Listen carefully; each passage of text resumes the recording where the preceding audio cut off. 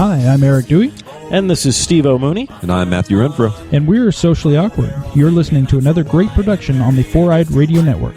Check out more shows at foureyedradio.com.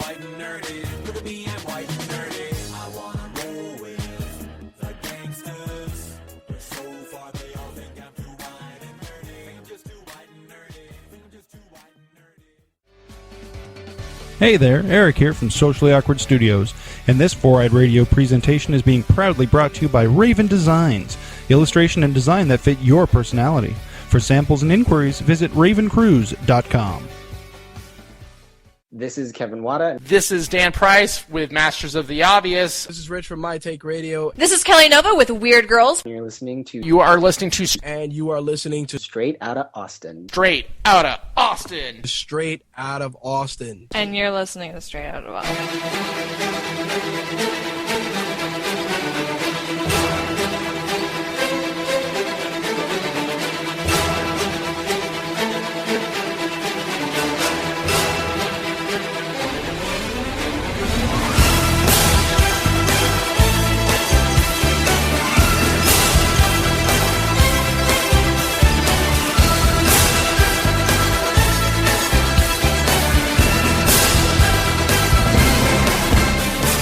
Welcome, ladies and gentlemen, to Straight Outta Austin. As always, this is Prometheus.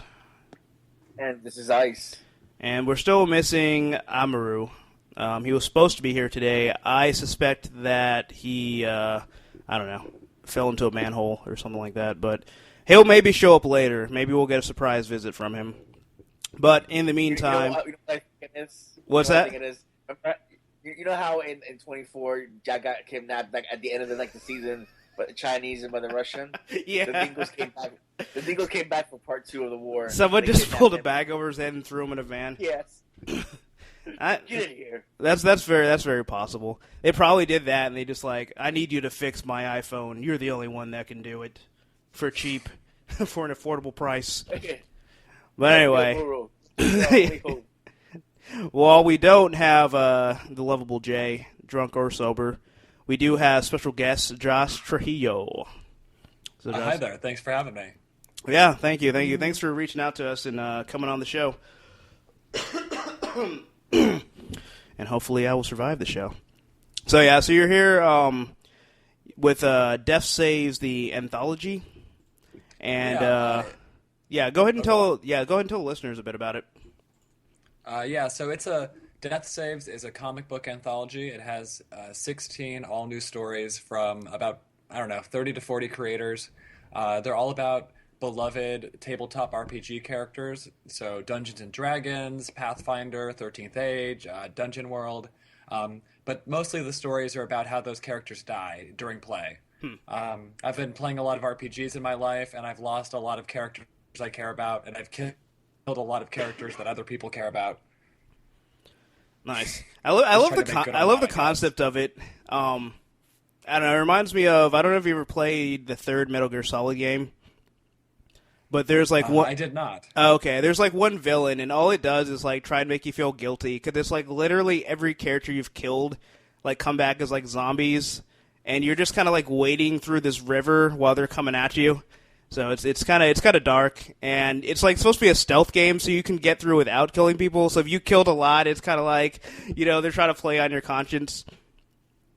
But anyway, that's wonderful. Yeah, yeah. It's just you didn't have to kill that person; he was sleeping. But yeah. So you said 30 to 40 people contributed to this. So how did that come about? How did you manage to corral so many different creators for this project? I have a few friends who do comics and stuff already, but a lot of it was just reaching out to kind of randos, I guess, on Tumblr, Twitter, a lot of message board posting, just old-fashioned going out there and seeing if anyone's interested. And it could have gone really, really south because, you're trying to take on this project with a bunch of people you don't know. Yeah. But for the most part, it's been a really big success. We haven't had any, major dropouts or fights or...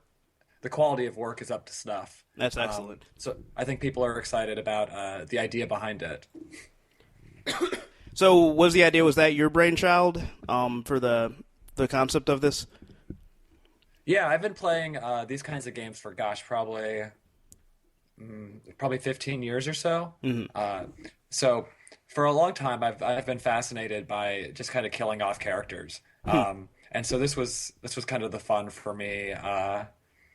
Was coming up with a way to celebrate that. I thought that our gaming group, the one I played with growing up, was kind of we were especially mean to each other, or we killed people too often. But in talking to other people and talking to other gaming groups out there, I realized that we were actually kind of on the tame side. Oh, wow. That there's some gaming groups where some people don't make it out at all after the week. Like people die every week at some tables. Oh, wow. So it's a very relatable idea. It's pretty much the Jar Jar Martin of tabletop games. Just everybody dies. So, when you were starting this project, like, were you anticipating having so many people? Like, what was the reason for wanting like such a big collection of creators for this project? Part of it was just I got surprised by the quality of some of the submissions I was getting, and so I kind of just wanted to push my luck, I guess, in that regard. But beyond that, there's just so many different angles you can take with a pretty broad premise like this, where it's just stories about dead fantasy gaming characters. So like a lot of people are focusing on like outside of the game, so kind of like how the conflict between players sometimes initiates a conflict within the game, or some people are doing stories about like just telling their character's entire life story, and some of them are real barbarians or druids. I guess there are no real barbarians or druids, but you know what I mean. Yeah. So the stories, are they all self-contained, or is there like a continuity between each of them? They're all self-contained. I've noticed a couple of weird nods between stories, but I don't know if it was intentional or just coincidence. Okay. But yeah, they're all pretty much self-contained, and the goal was trying to, I guess, appeal to that gaming audience, that gaming crowd, while also trying to make it broader so that other people could enjoy it. Okay. So, kind of on that note, so for somebody who, say, if they've kind of had an interest in tabletop games, but let's say they've never really actually played one, do you think that this could be, kind of a jumping off point for somebody if they, kind of get into the types of characters that are in those types of games? Like, do you think this could kind of be something that could get them into playing those games? Oh yeah, this is a wonderful gateway drug in that regard, and it's interesting because people take these games so seriously, and I definitely take them seriously when I'm playing them and running them. But just how much more seriously, I guess, some people push it. Some of these character sheets that they create for their character, it doesn't just say how strong they are and what color hair they have. They have 15 pages of notes attached to it. So it's not just killing off some disposable character you have in a video game that you can, you become Luigi and then you jump in the hole and you die. This is like, you visualized a character from the ground up, and then after 5 months, a year, they're just killed off suddenly without warning. Yeah. Yeah, it seems really interesting. I guess the closest thing I've got to, because I haven't actually played any tabletop games, but I don't know if you saw the movie Zero Charisma. It was kind of like an indie flick.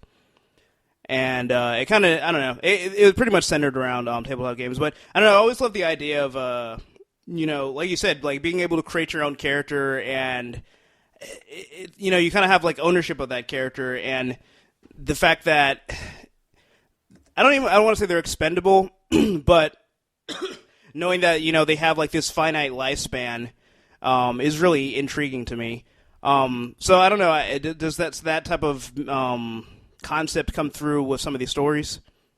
Oh yeah, I think a lot of it is there, and it's amazing how permanent some of these characters are. Like one of my story has an old RPG character that I played with probably 12 or 13 years ago as one of the leads, and I remember everything about that character, from how many hit points they had to what their skills were to what their backstory was, and then just trying to.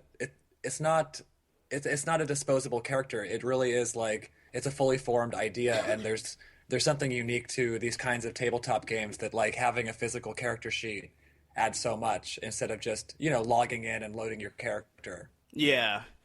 So is it kind of like cathartic to do this, where it's like these are some of these might be like long dead characters, and be able to bring them back and put them in a story and continue their story in some cases.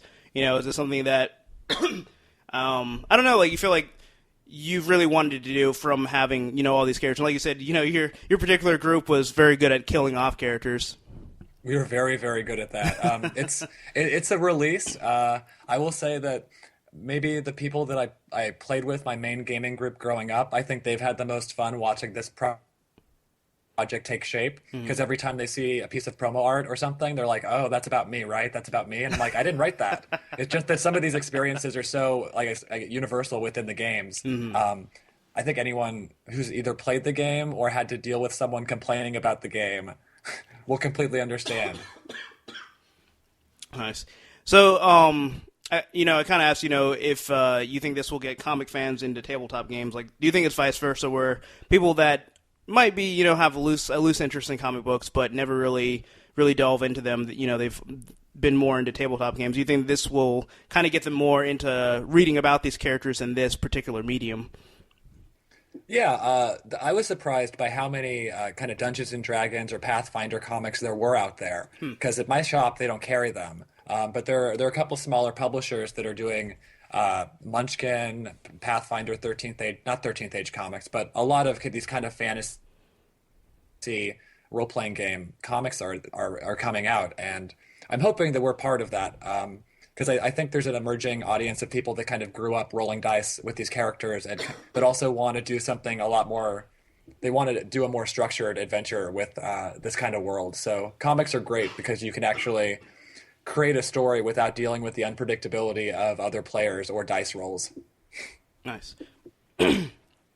So with this, you're going to Kickstarter, to be able to finance this and to get this off of the ground. So what was your reason for wanting to choose Kickstarter as the vehicle to get this project off the ground?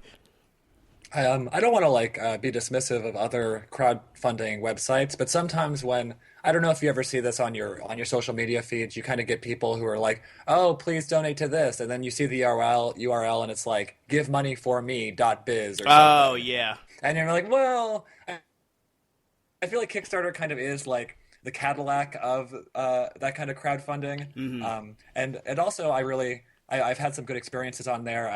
I've been in a couple of books, Unlawful Good and The Provider and Anything That Loves, that were funded successfully on Kickstarter. So I have a good relationship with the kind of community that exists on there. And I've been surprised how so many people who I don't know or any of the creators don't know have taken and found the book just through the Kickstarter website. Oh, wow. Yeah, so that's good. Yeah, so it's also a good promotional vehicle as well. Yeah, yeah, definitely. I don't think you get the same kind of traffic on maybe an Indiegogo for comics, maybe for other projects, but I think the comics community is centered around Kickstarter right now. Yeah, because I've known of a handful of them that have come up from Kickstarter. There's a couple that we had on the show, and yeah, it just seems like this excellent platform for people, because before it's like you either have to self-finance or you have to try and pitch to a publisher, and if you are unable to do either of those, for some people that's the end of their comic dream. But I think the expectation, at least in the comics field, is that your Kickstarter has to be pretty nice. The expectations have gone up so much just in the past couple of years. Huh. Yeah, that's really interesting. So I wanted to ask you, not just about Death Saves, but also about yourself. What's been your experience working in the comic industry? I know I read on your website that you started as an intern for Dark Horse, I believe. Yeah, I used to work a million years ago. I used to work at Disneyland, and I pushed buttons on the Winnie the Pooh ride, and I mostly just went to school. And so I had a friend who worked on that attraction, and she left Disney to take on an internship at Dark Horse, and when she left Dark Horse, she recommended me, so I kind of quit my job and ended up taking on the internship as well. And that was probably ill-advised in terms of my wallet, but it was definitely a good learning experience. Just from that, I learned a lot about story structure. I learned how the sausage gets made, because it's one thing to go into your shop and see the new issues and get a pull list, but then I don't really know how those books get there. Oh, I see just what in you're terms of the physical production of books, like printing them or shipping them, and especially just the technical stuff and how to make comics. Because, 10 years ago, when I was trying to make comics, everything was done on paper with ink. Yeah.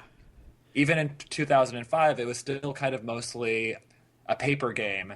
And now so much of it's digital that, I'm able to get stuff out a lot faster than ever before. But yeah, just through a series of, I went from Dark Horse, and then I bartended for a while, and I ended up getting an internship with Archaea, and now they're owned by Boom Studios, which is a larger publisher. Okay. And I've been really fortunate to have good teachers, I guess.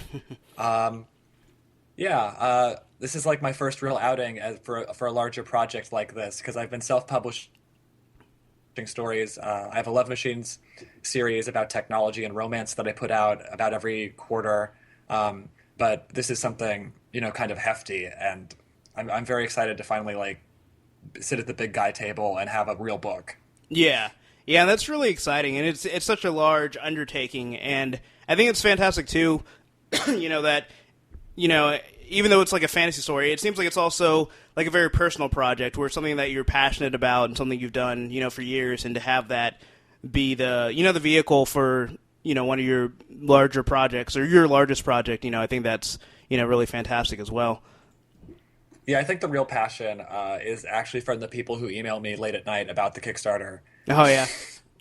I get some very enthusiastic people that are they have suggestions for stretch goals. They have ideas for stories. There's a lot of people have kind of been asking a lot about doing another volume, and we're not even done, with the funding of this volume. So it's hard to.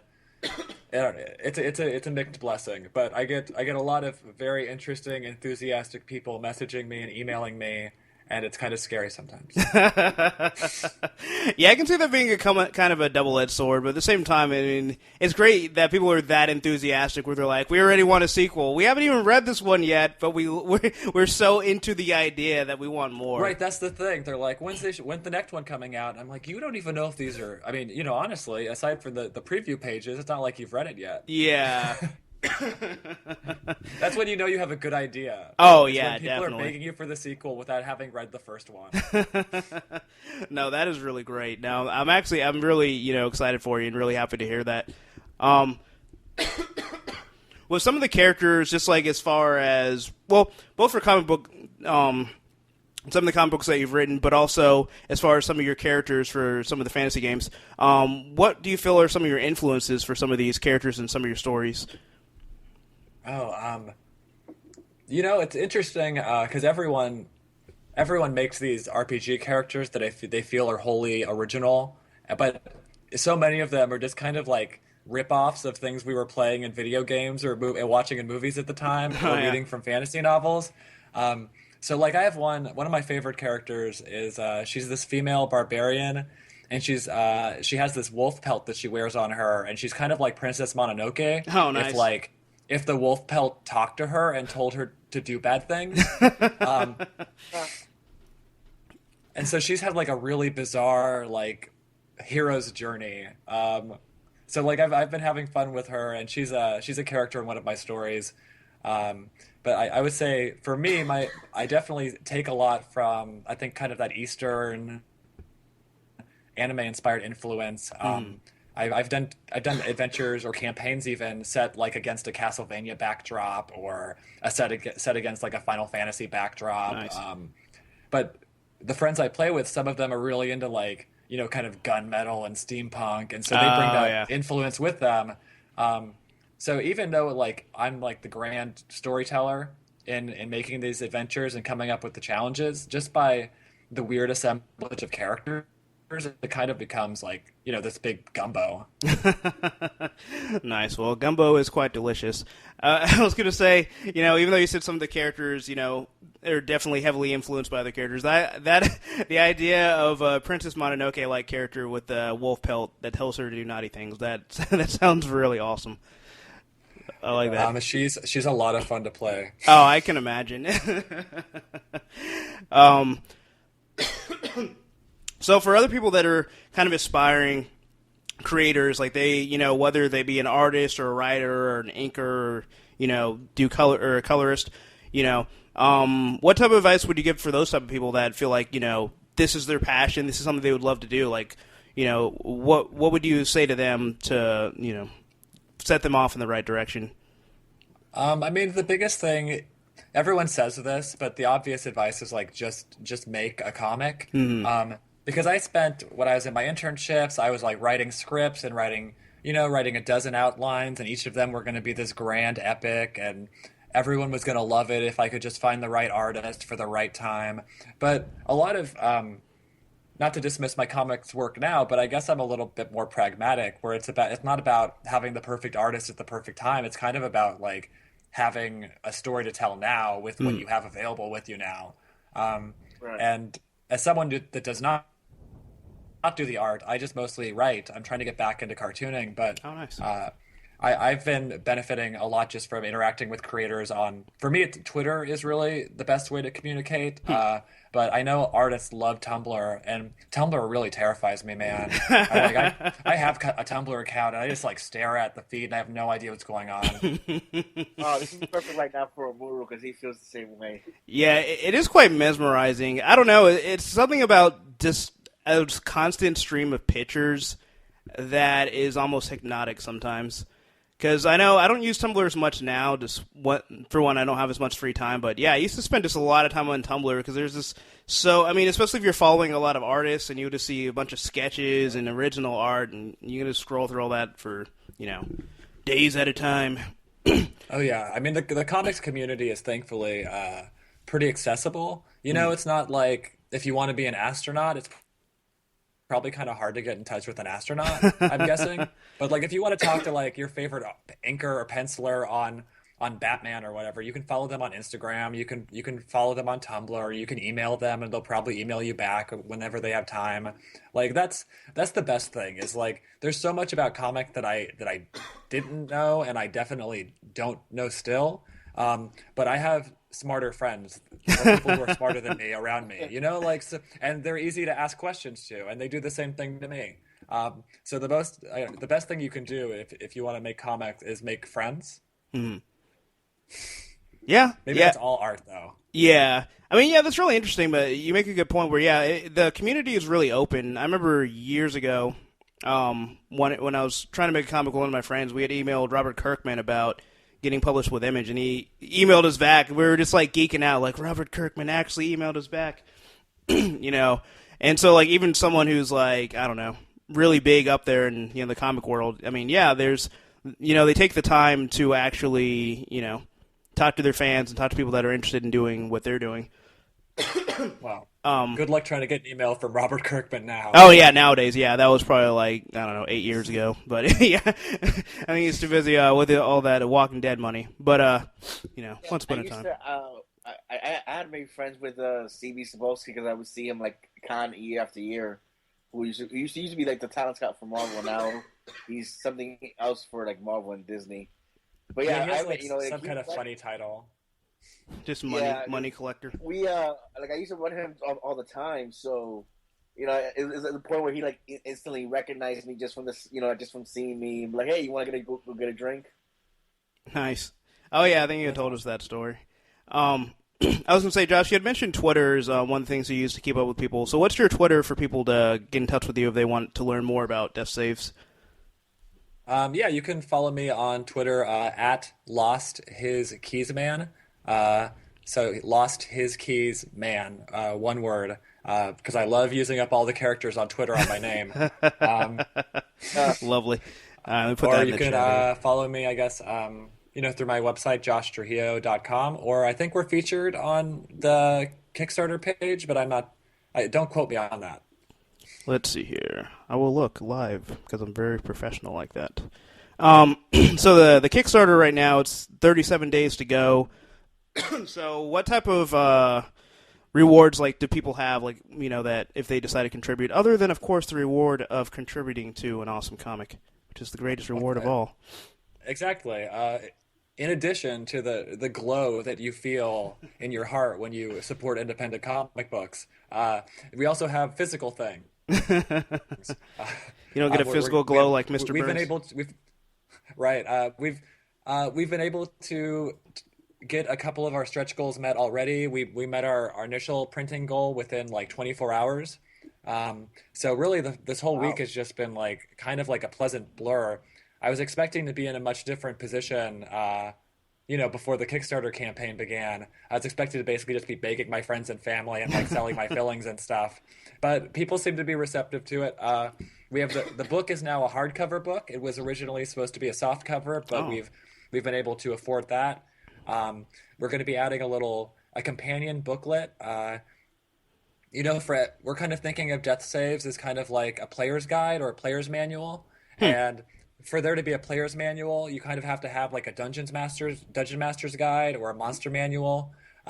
So we're creating what's called the Total Party Kill Guide. And so this will be like a little handy booklet that game masters can bring to their Pathfinder or D&D sessions, and they're like, man, I just want to kill everyone off. How can I do that? And we'll have hundreds of suggestions on how to do that. That's wonderful. I love that idea. Yeah, I don't know. So that's good. I'm sorry. So that's the big one right now. We're very close to our next goal, where we're going to get the book printed in the USA.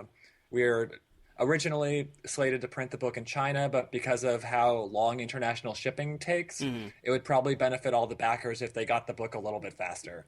So that's the next big goal. And you get a sticker. Everyone who does any of the mailing reward levels, we have a special sticker that we're giving away as well.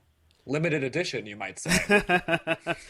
What if you just want to make a character just to die? Like, I want my character to have the honor of dying in this comic book. If you actually contribute any amount to the book, we will put your name or the name of a beloved fantasy character, assuming his name isn't like IP Freely or something. We'll put him in, or her, and so it'll say like, Sir Brad died at level 3. And each level, the level is kind of determined by the level of contribution. Oh, nice. I like that. That's really clever. Let's see here. So you can die, and also if you donate enough, you can die within the pages of the book as well. We've had a couple of people I don't know, people I do not know have donated a lot of money to this book so that they can see themselves get drowned or their heads cut off or exploded in the pages of Death Saves. So we have one more slot open if you're interested. Oh, man, that just tickles me. I don't know. I guess there's something about being immortalized in a comic book and dying gruesomely, that just has such an appeal to people. Courtney in the chat says that sounds really awesome. So there you go. It's a very appealing idea. I don't know what people really like that reward, and I think some of it is that you get the original art as well. Oh, so nice. that you have like, if you want in your kitchen just to have a picture of you like getting attacked by bees, you can have that. Bees, not the bees. Yeah, right. Yeah, just have yourself drawn as Nicolas Cage. Oh man, that's great. But yeah, I really lost my whole place. But definitely check it out. Those of you that are listening, Kickstarter.com, Death Saves, Fallen Heroes of the Kitchen Table by Josh Trujillo. It's really easy to find on there. If you just go to comics and scroll down there, it's one of the first projects to come up. It's on like, I don't know, maybe the third row, or you can just search for it. Yeah, we're listed under we're under like the anthology section, I think, which is great because I think there's only like one other anthology project right now. So oh, nice. We're at the top of the listing.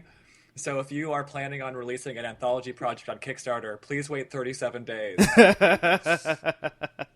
We'll get the word out. We'll try and bogart some people into waiting.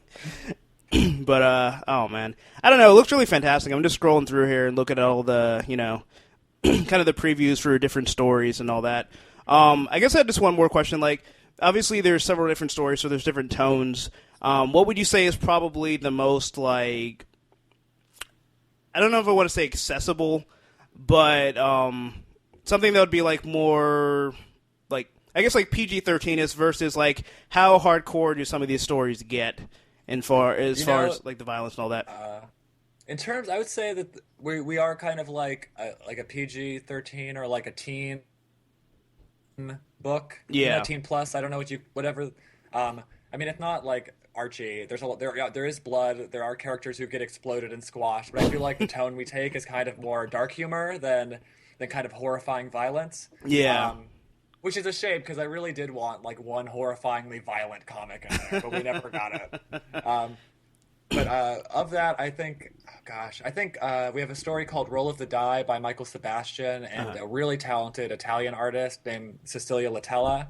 And that's a good story. It kind of takes place in and outside of the game, and it's kind of about a player has feelings for another player, and then there's a bad die roll, and everything just goes south. But there's some pretty. I think they're all really well self-contained. A few of them have some references that I think only the older, more seasoned players will get, but that doesn't mean they can't learn those references within this book. Yeah.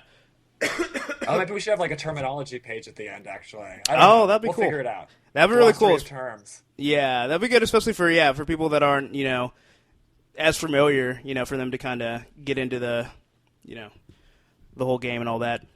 So Courtney in the chat says, "This is dope. I want to be a backer for this." There you go. You already got another fan out there. Welcome to the party.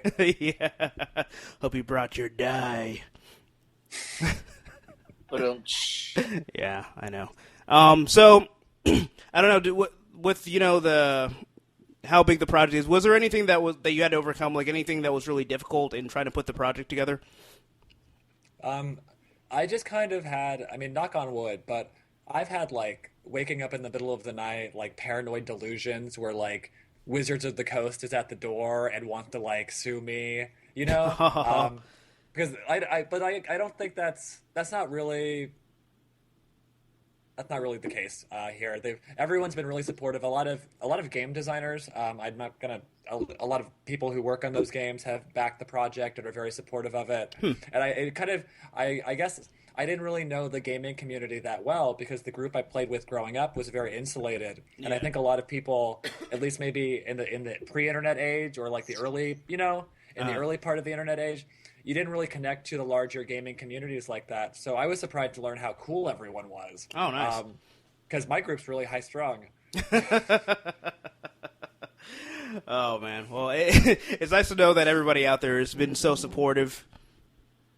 Oh, yeah. Everyone is totally on board for this. And I'm really hoping, probably not this year, because I think they only have like one hotel for Dragon Con, and it like gets booked in like 24 hours. Oh, wow. But I really want to bring it to one of those like hardcore gaming shows like Gen Con or I don't even know what. Yeah, that would be, Gamer X, Penny Arcade Expo. Like, I think that's going to be the fun, because the comics people are already behind it, but I really want to get it out there to the gaming nerds. Yeah, apparently one of our listeners and contributors to the show, Blood Ocean 07. So he went to PAX South, I think last week or the week before, and apparently said there were actually like a lot of tabletop games there. Both people playing them and selling them. So yeah, it definitely sounds like a good community to pitch this to. Oh yeah, I think they'll like it if I can just find a nice van to sleep in. I'll be set. Too bad they don't have like a con van rental service and just kind of park it up in the front. And apparently the Volkswagen. I'm kind of surprised. Go ahead. Mm-hmm. I'm kind of surprised because at like San Diego Comic-Con, for example, people line up overnight and just sleep in the lawn basically. Like they don't have a hotel room; they just kind of like roll up a sleeping bag and just camp out. And this is somehow perfectly acceptable. But I think they should try to turn it into like a tailgating thing. Although maybe that'd be the most destructive thing to happen to San Diego Comic-Con. I'm not sure. Maybe. I don't know. They could just make like a whole like city where everyone is just hanging out there. I don't know. It's like an outdoor like Renaissance a Burning Man festival. within San Diego Comic-Con. Yes, exactly. Just make the event waiting for the event becomes its own event, and everyone just has like little tents and stuff they can sleep at. It's like the Super Bowl, right? There's like 10 cities that kind of form and are there like all week before the game, and some people don't even go inside. yeah, exactly. Oh man, it's like as if San Diego Comic-Con needed to get any more insane to sprinkle just a little bit more madness on top of it. But yeah. pretty much to wrap up. So yeah, everyone go ahead and check out Death Saves on Kickstarter. Definitely follow Josh on, now I got too many windows open, on Twitter, and the Twitter handle is, wait for it, it's coming. Wait for it, it's still coming. Wait for, oh, there we go. Lost his keys, man, on Twitter. I don't know if there's any other places where people can go to get more information, or if you just want them to go to the Kickstarter and support the project. You can check out my website, joshtrujillo.com, or we're on Tumblr and Facebook as well for Death Saves. So if you search Death Saves on either of those, I think we'll probably pop up. Okay, great. But we've got some new art rewards we're going to be adding probably in the next couple weeks, and based off of if we're able to meet this stretch goal, we have a really cool one on the horizon. Oh, excellent. Well, thank you, for coming on, joining us, and definitely want to check out more of this, more of the comic. And I don't know, I've had people that have been trying to get me into, doing tabletop games. I just haven't really had the opportunity. So it's definitely something that I want to look into and learn more, and I feel like I'd get that much more out of this story, by doing that. This is your opportunity. Yeah. Oh, yeah. Yeah, definitely sounds that way. So we're going to get into topics here in just a second. I have a lot of windows popping up. There's called Abrasi or something in the chat that apparently has a question. You can't speak on the app. You can only listen to us speak to answer your question, sir. Let's see here. But yeah, this is usually where we transition seamlessly into random topics. Yeah. No, sorry, I have people texting my phone. I'm trying to figure out exactly what it is. Alrighty, yes. Alright, let's see here. So, of course, we're obviously going to talk about the Super Bowl because that is what people came here to hear about. Who won? No, but actually, I was watching something and everyone's going crazy over the commercials because there was a shark dancing when Katy Perry was performing or something, and I didn't see it. So. Weird. It just seemed like, am I watching something that's meant for the toddlers during the mornings on TV? I don't know. Just seeing the random shark with no context is so weird. And someone had, I guess it was Back to the Future or whatever, and I guess it was supposed to be Jaws 14, and they're the future is now or something. I don't know. It was pretty amusing. But anyway, now that I have everything situated, so apparently, which one do I want to talk about? So Mr. Terry Crews. So obviously, a couple episodes of the podcast ago, it was confirmed that Luke Cage was not going to be played by Terry Crews. So now Terry Crews, he still apparently wants to be in a comic book movie so bad that he's talking about wanting to play the Silver Surfer, which initially I was like, that might not be a bad thing, and then I forgot that Fox still owns the rights to the Fantastic Four. So anyone could be the Silver Surfer, and it would still be a bad decision. Exactly. They have to be a part of this franchise. Exactly. I got kind of excited for a half second before the crushing reality came down. I was just like, oh, that sucks. I mean, maybe he's got a very good chance of being Silver Surfer, only to be in a horribly subpar movie. To be fair, Silver Surfer. What was that? Is it? I mean, Lawrence Fishburne was such a good voice of Silver Surfer. Fantastic Four 2, Rise of the Silver Surfer. Yeah. No, he really was. That's the thing that... Because, not everything about those movies was terrible. They had little pieces, very little, but little pieces that were actually good. I always thought Chris Evans was perfect as Johnny Storm. Oh, yeah. And Michael Chiklis is just a great actor. Obviously, the Thing suit looked terrible. So they had some good things going for them, but yeah, just all the pieces didn't come together to actually have, a halfway decent movie.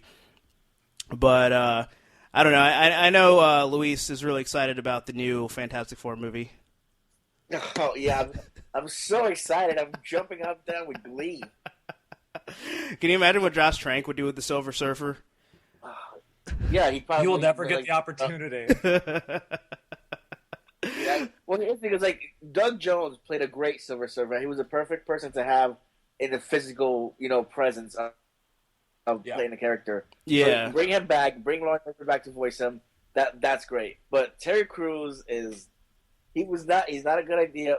He was never a good idea for Luke Cage. No offense to him. I love him. He's a great, hilarious actor. He was not Luke Cage material. He's definitely not Silver Surfer material. Well, strong opinions there, Luis. Well, Yeah, there's somebody that he could be good for in the Marvel universe. I don't know who, but it's just the people he wants to play. It's just not the right choices. what about Colossus? That's Blood Ocean's choice for him. That is also a terrible idea. He can put on like a fake Russian accent. Oh, Hey, don't worry, I am Colossus. I will break Oh my metal gosh, for you. Yes. Maybe if they were doing like a parody video, he could be a great Colossus or a great other characters. But when it comes for serious work, it's not right. But haven't you seen the video where he's flexing his pecs to like opera music, perfectly on beat? Is that not the essence of what Colossus is all about? Is it? You know what? Maybe we should just make him a character for him. That maybe that will work better. All right, someone get Bendis on the line. Yeah, but you have it's the Amazing Peck-Man or something. I don't know. Oh man, I'm really trying to think of characters because I'm not as familiar with his acting. I can't think of anything he's actually been in. But he's more of a comedic actor. He Old Spice Man. Yeah, he was also in White Chicks. I remember that. Oh God, that should bar him He from was being trying- in anything. He was trying to hit on one of the brothers. Obviously he didn't know that he was that one. They were one of the guys, whatever. But I'd feel so sad if that was on my resume. Like I'd be like, can you please just like digitally like edit me out of this movie, please, so that I can get further work. but, Oh, But Terry the Crews thing has is been that- a lot worse. Oh yeah. yeah, the thing is, even if the movies he's in are bad, he's hilarious in them. Yeah. Well, maybe he could play Luke Cage if they did more of like the classic Luke Cage with the tiara. I mean, you can imagine him saying "Sweet Christmas." Yeah, so somebody told me, it was like, oh yeah, did you hear him say "Sweet Christmas"? I'm like, no, but even then, he's not Luke Cage. I mean, Yeah, I we've been don't talking really buy him as almost- Luke either. Yeah, and the thing is, with the Fantastic Four, I mean, for this movie, I said it's more of a science fiction movie that just happened to have the Fantastic Four characters guest star in it than a Fantastic Four movie. Mm. Because even if the previous Fox movies were so terrible, they at least tried to be comic book movies. You can't say that about this one. Yeah, that's true. I feel like even if the new one is decent, it just is really upsetting to me. Like, to me, if they would have made Fantastic Four like this, I don't know, like early 2000s, it wouldn't upset me as much because people, like as an industry, they were kind of afraid to actually have comic book characters in a movie. Before Spider-Man, where they're like, oh, wow, we can actually use the real costumes and people are going to enjoy it. Prior to that, I can see them being skeptical, but now it's like we've been able to see the characters more or less in their comic book incarnation, so this feels like such a step back, where it's like, no, we can't let them have suits and they can't be real superheroes. We don't want to make comic book movies. I don't know. It's funny because it reminds me of, like, I don't know, David S. Goyer, and kind of like how he seems to view like the DC properties. And I think it's unfortunate, even with Fox, because like with the X-Men, like they're finally getting that right, and it just seems like they're taking a step back with Fantastic Four. I think they're a little just embarrassed by their properties or something. Fox seems like the one that like really doesn't have a lot of confidence in anything they have the rights to. Oh, They're kind of like so shaky. They don't know if Dazzler is going to be in this X-Men movie. It's set in the 80s, and you can't even give us like a hard yes on Dazzler. Like, are they really going to screw the pooch on this one too? Yeah, because Fox apparently they didn't even have faith on the Fantastic Four movie. Like even after, like during sometime during the production, they were almost to the point of scrapping it, or at least trying to get a different director, because they were really trying to out Josh Trank during production, because they were talking to other directors and saying, hey, what do you think if you took over this project? And the directors that said, yeah, Fox came to us and they talked to us about taking over, and we're like, no, thank you. We want no part of it. Oh, really? Wow, I didn't know that. That's pretty hilarious. They're like trying to push the money. Go ahead. I'm sorry. And like everything, at least the few creator interviews or whatever I've seen, it just seems like they're kind of like, oh, don't get too attached to the Fantastic Four. They don't show up till the end. Like that kind of thing. And like, that just sounds awful. I don't care about these people at all. That reminds me of the Hulk movie, not the one with Edward Norton, but the one with David Bana, where it's like a full 30 minutes before the Hulk even shows up. It was just like I thought this movie was called Hulk, like not scientist walks around aimlessly for 30 minutes before becoming the Hulk. And so it's like I can't imagine like an entire movie, and like at the very end you finally see the Fantastic Four come out. Like, yeah. Well, here's the thing: is like the whole thing about the Fantastic Four movie is that almost nothing about it resembles that it's a comic book movie. They're not having a costume. They're having quote-unquote containment suits. It's to contain the anticipation for the movie. There's so much. Yeah, we've seen it. They're just like black with like little vents things or whatever on the suits, and it's just, there's nothing that resembles a comic book suit. There's no thing that resembles them looking that they're a family, because the whole thing about Fantastic Four is they're Marvel's first family. That's what they one of their crucial points of the existence of the Fantastic Four. So far, we've seen nothing that portrays that, and the teaser trailer was like 90% stock footage of random people driving through a cornfields. Here's the sky. Here's the mountain range. Like even the teaser trailer isn't showing us about what the movie's supposed to be or anything like that. They probably don't even know yet. They're like, we'll figure it out in post-production. Right now, let's get all the stock footage that they didn't use for the Interstellar movie. Yeah, it looked like it was like, if this was a video game, this would probably be like a DLC for Interstellar. Someone actually made a trailer where they just took the voiceover from the Interstellar trailer and put it over the Fantastic Four movie, and actually, I guess, I haven't seen it, but supposedly it fits pretty much perfectly. Yeah. But yeah, and I can't imagine there's an audience for more Interstellar. Like, I can't believe people are like chomping at the bit to have like, man, Interstellar was great. I wish we could have like more Interstellar. And then like Fantastic Four comes out and they're like, oh, this is exactly what I was looking for. I can see people getting suckered into it, and then they actually go see the movie. They're just in the theater, just all sad, like, this isn't what I signed up for. Where's Matthew McConaughey driving a Lincoln? Yeah. Yeah, it's funny because, and then, Sue is not a Storm. She gets something happens to her parents, and she gets adopted by Dr. Storm, which is played by the guy from The Wire, and then his son Johnny Storm. Oh, I see. So it's like, okay, so what is she? Sue what? Like, we don't even know what her last name is. They'll probably name her Storm because, he probably, like, changed her last name into that, but she's not a real Storm. You don't want to confuse people. Her name is Yeah. Sue Storm. Move on. Yeah, and then what's hilarious is, though, if you watch the trailer, her hair keeps changing color every time she appears on the trailer. Oh, wow. It goes from like a brunette to slightly blonde to more blonde. Wow. Is that part of her power, or is that just a sad reality? It's a sad reality. Yeah. Maybe her power. Yeah. Her power is to be able to inexpensively change the color of her hair. Just like she doesn't have to pay for dye. It's like it's not very useful power, but it saves on bills. I don't know. The movie's. Like little by little. Like, I mean, when they very first announced it, I was pretty excited for it because I liked Chronicle.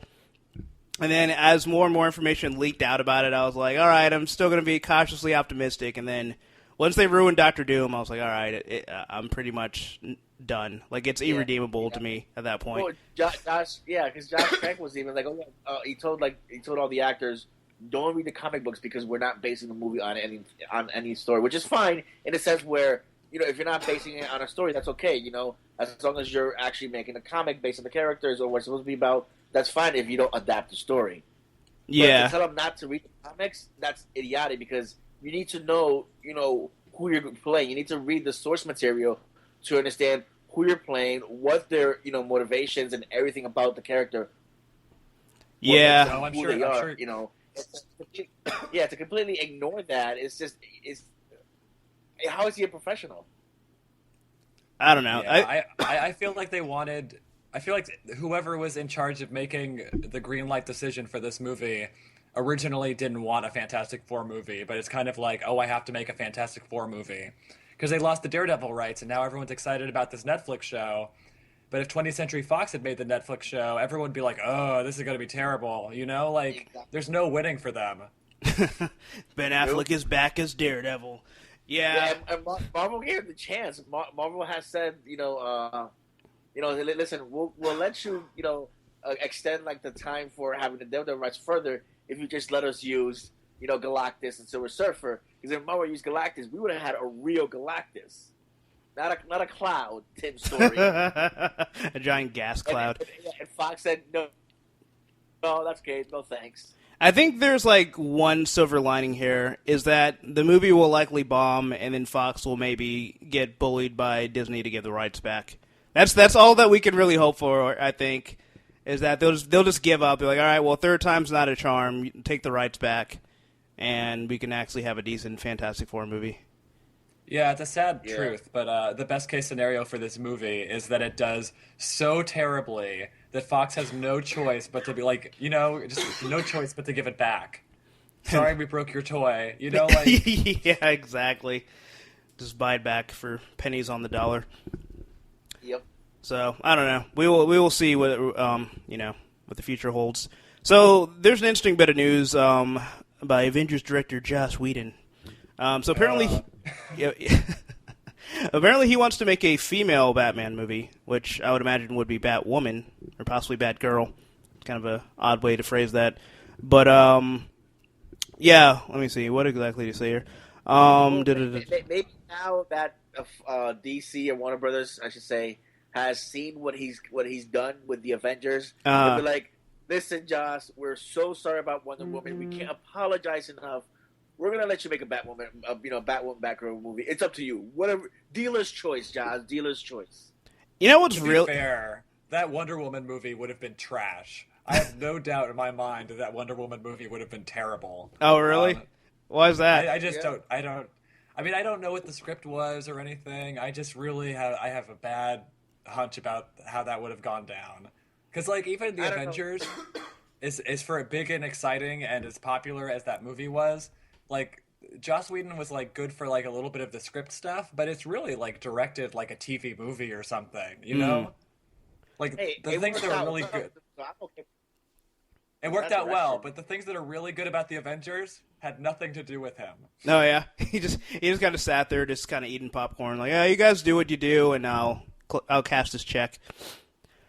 I don't know. To me, there's not everything by Josh that he makes I like. There's certain things that I don't care for, but I don't. He to me personally, he's shown that he knows what to do and how to make actual characters right. And even if for just to say that it would have came out terrible, it would have still been better than anything else that Warner Brothers has tried with Wonder Woman.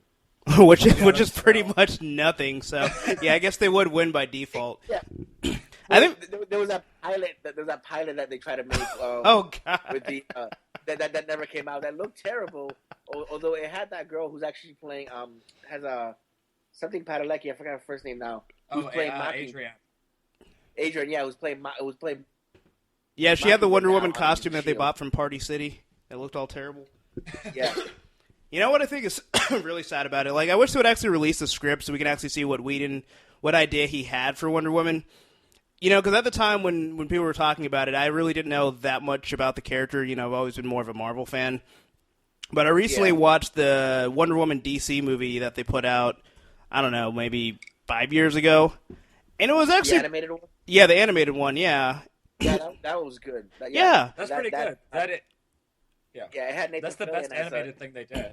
Yeah, it was really good, and I'm watching this, and I went back actually and watched the first episode to the Wonder Woman TV series, which pretty much follows the plot of the original comics pretty well, and they updated it for the animated movie. and I'm watching this thinking, like, how did Warner Brothers think that this movie wouldn't work? You know, it's like there's like little tweaks that they would even have to do. Because the whole thing with the Wonder Woman movie now, they're wanting to do the New 52 origin. And it's like, this origin works perfectly well. Like, there's, you know, like, I don't know. I just feel like they're kind of going in the wrong direction with that. Like, there's always this idea, like, Wonder Woman, you know, she's unwritable. There's nothing interesting to do with that character. And it's like, it actually seems like one of the easier characters to do because, I don't know, I just think, like, her origin, and especially for something where if they want to make it, like, full of action, like that animated movie, like, I swear half of it was just, like, a nonstop battle scene. I don't know, I just feel like Warner Brothers has kind of, like, dropped the ball with that. Yeah.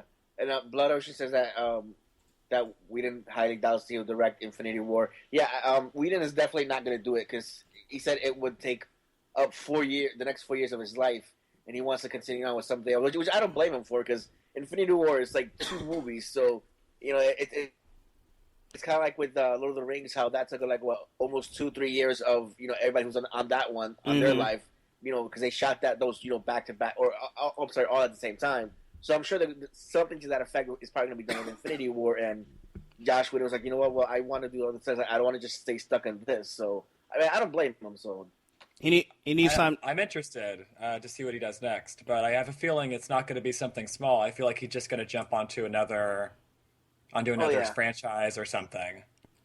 Might be the turn of the century female Batman. Well, someone was saying, that, or I would love him to do Captain Marvel. That would be interesting. Yeah, he'd be a good choice for Captain Marvel. That'd be a safe bet, you know. That.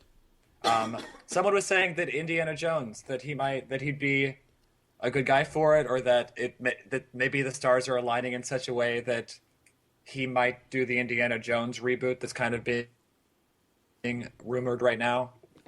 That would be interesting. Yeah, supposedly the rumors were that they wanted Chris Pratt for that.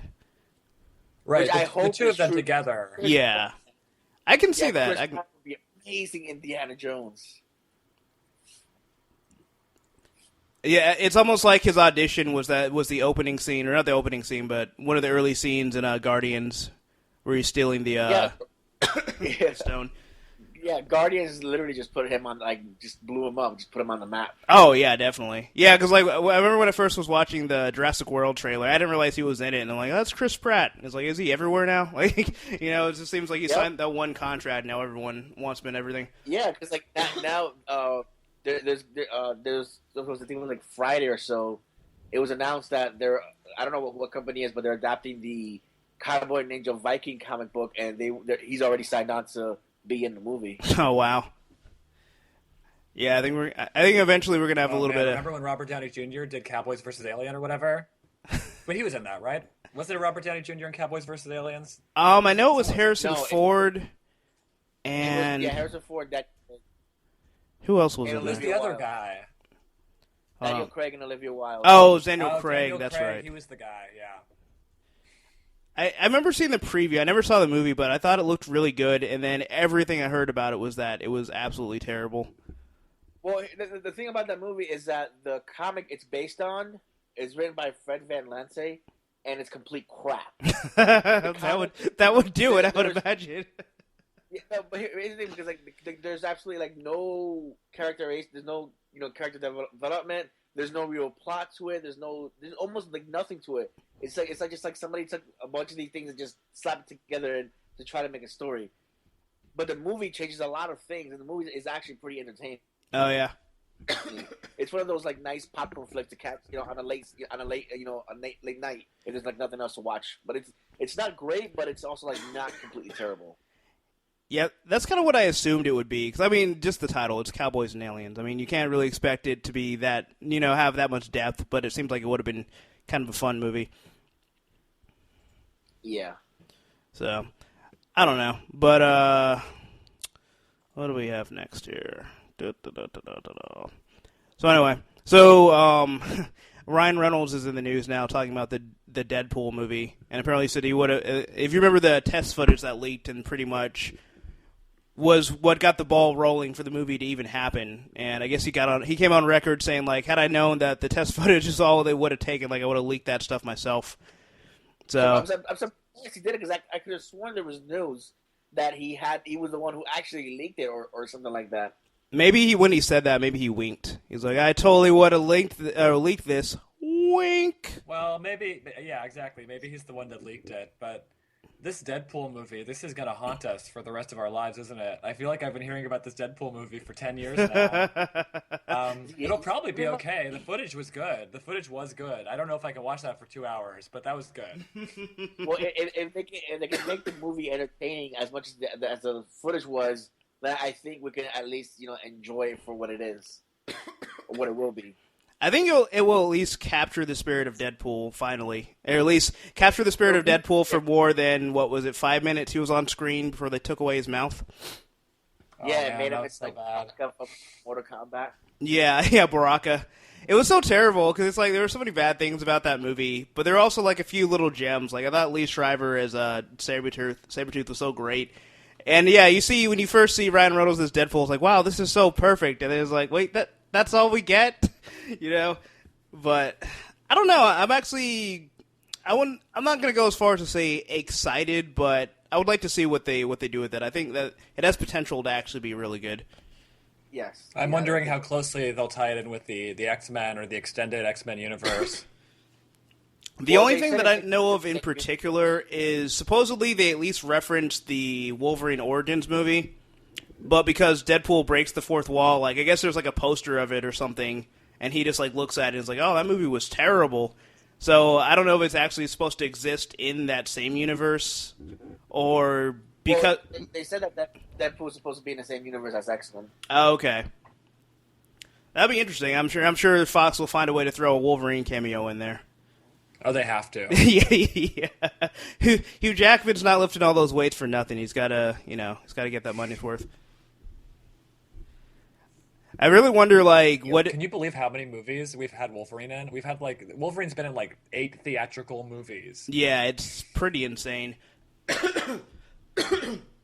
I know Fox is just going to cry the day that Hugh Jackman's now because he keeps saying he doesn't want to do it anymore. Then obviously they offer him money and he does. But just when he's just physically not able to have 1,000 veins bulging out of his body, he's just physically I can no longer be Wolverine. You have to find somebody else. I feel like Fox is just they're gonna go into panic mode because they're not gonna know what to do. To actually have an X-Men movie that doesn't have Wolverine in it. Aren't they trying to get Channing Tatum to be Gambit? So I feel like that's kind of their new Wolverine. You know what? Yeah, that's a good point. They did. Yeah, they did that. Because that is official. Yeah, he is going to be Gambit. Yeah, they started shooting that in April, I think, or something like that. Yeah. Oh, man. It's such... I mean, the thing is, I like Channing Tatum, but he just seems does not... I don't know. It's really hard for me to picture him as Gambit. Unless they change Gambit's origin or something. He's just gonna look like Gambit. Did you put on some pounds or something? Gambit after he's been to the gym, instead of being all slender. It's not to say that Tatum is fat, but it's Gambit is a skinnier character than who Tatum is. It's just gonna look like that's just what I'm gonna be thinking. Is Gambit just was really just let go from Rogue dumping him and just put on the weight.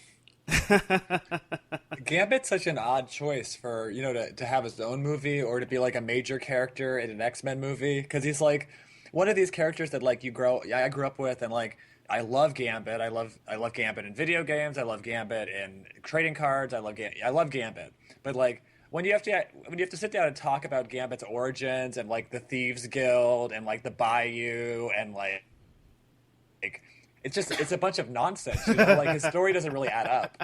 I'm in the same boat. Gambit was my favorite character as a kid, and I still love Gambit and have I have a lot of nostalgia towards that character. But yeah, his origin is not good. His origin's so terrible. Even when I was a kid and they finally showed it, when you watch X-Men the animated series, I'm really that's what it is. It's I don't know. I mean, this is the guy who, when he first appeared in the comics, was involved in the massacre of so many Morlocks. Oh yeah, that's right. Hey, kids love genocide. Yeah. Yeah, it's weird. It's Yeah, I say this whole Gambit thing is I say just blame Shula Donner.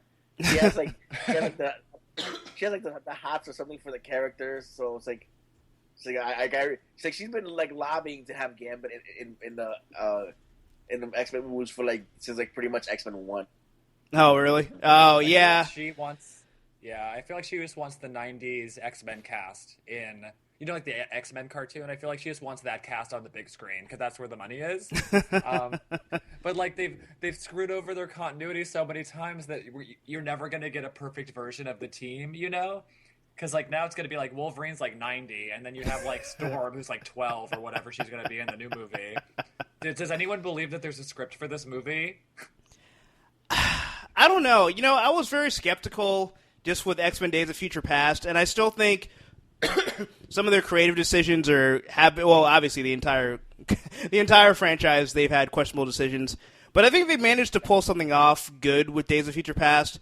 So I actually do have a little bit of hope for X-Men Apocalypse, and the fact that they were teasing it before Days of Future Past even came out, I think that they kind of have an idea of what they're doing. Yeah, and you know why?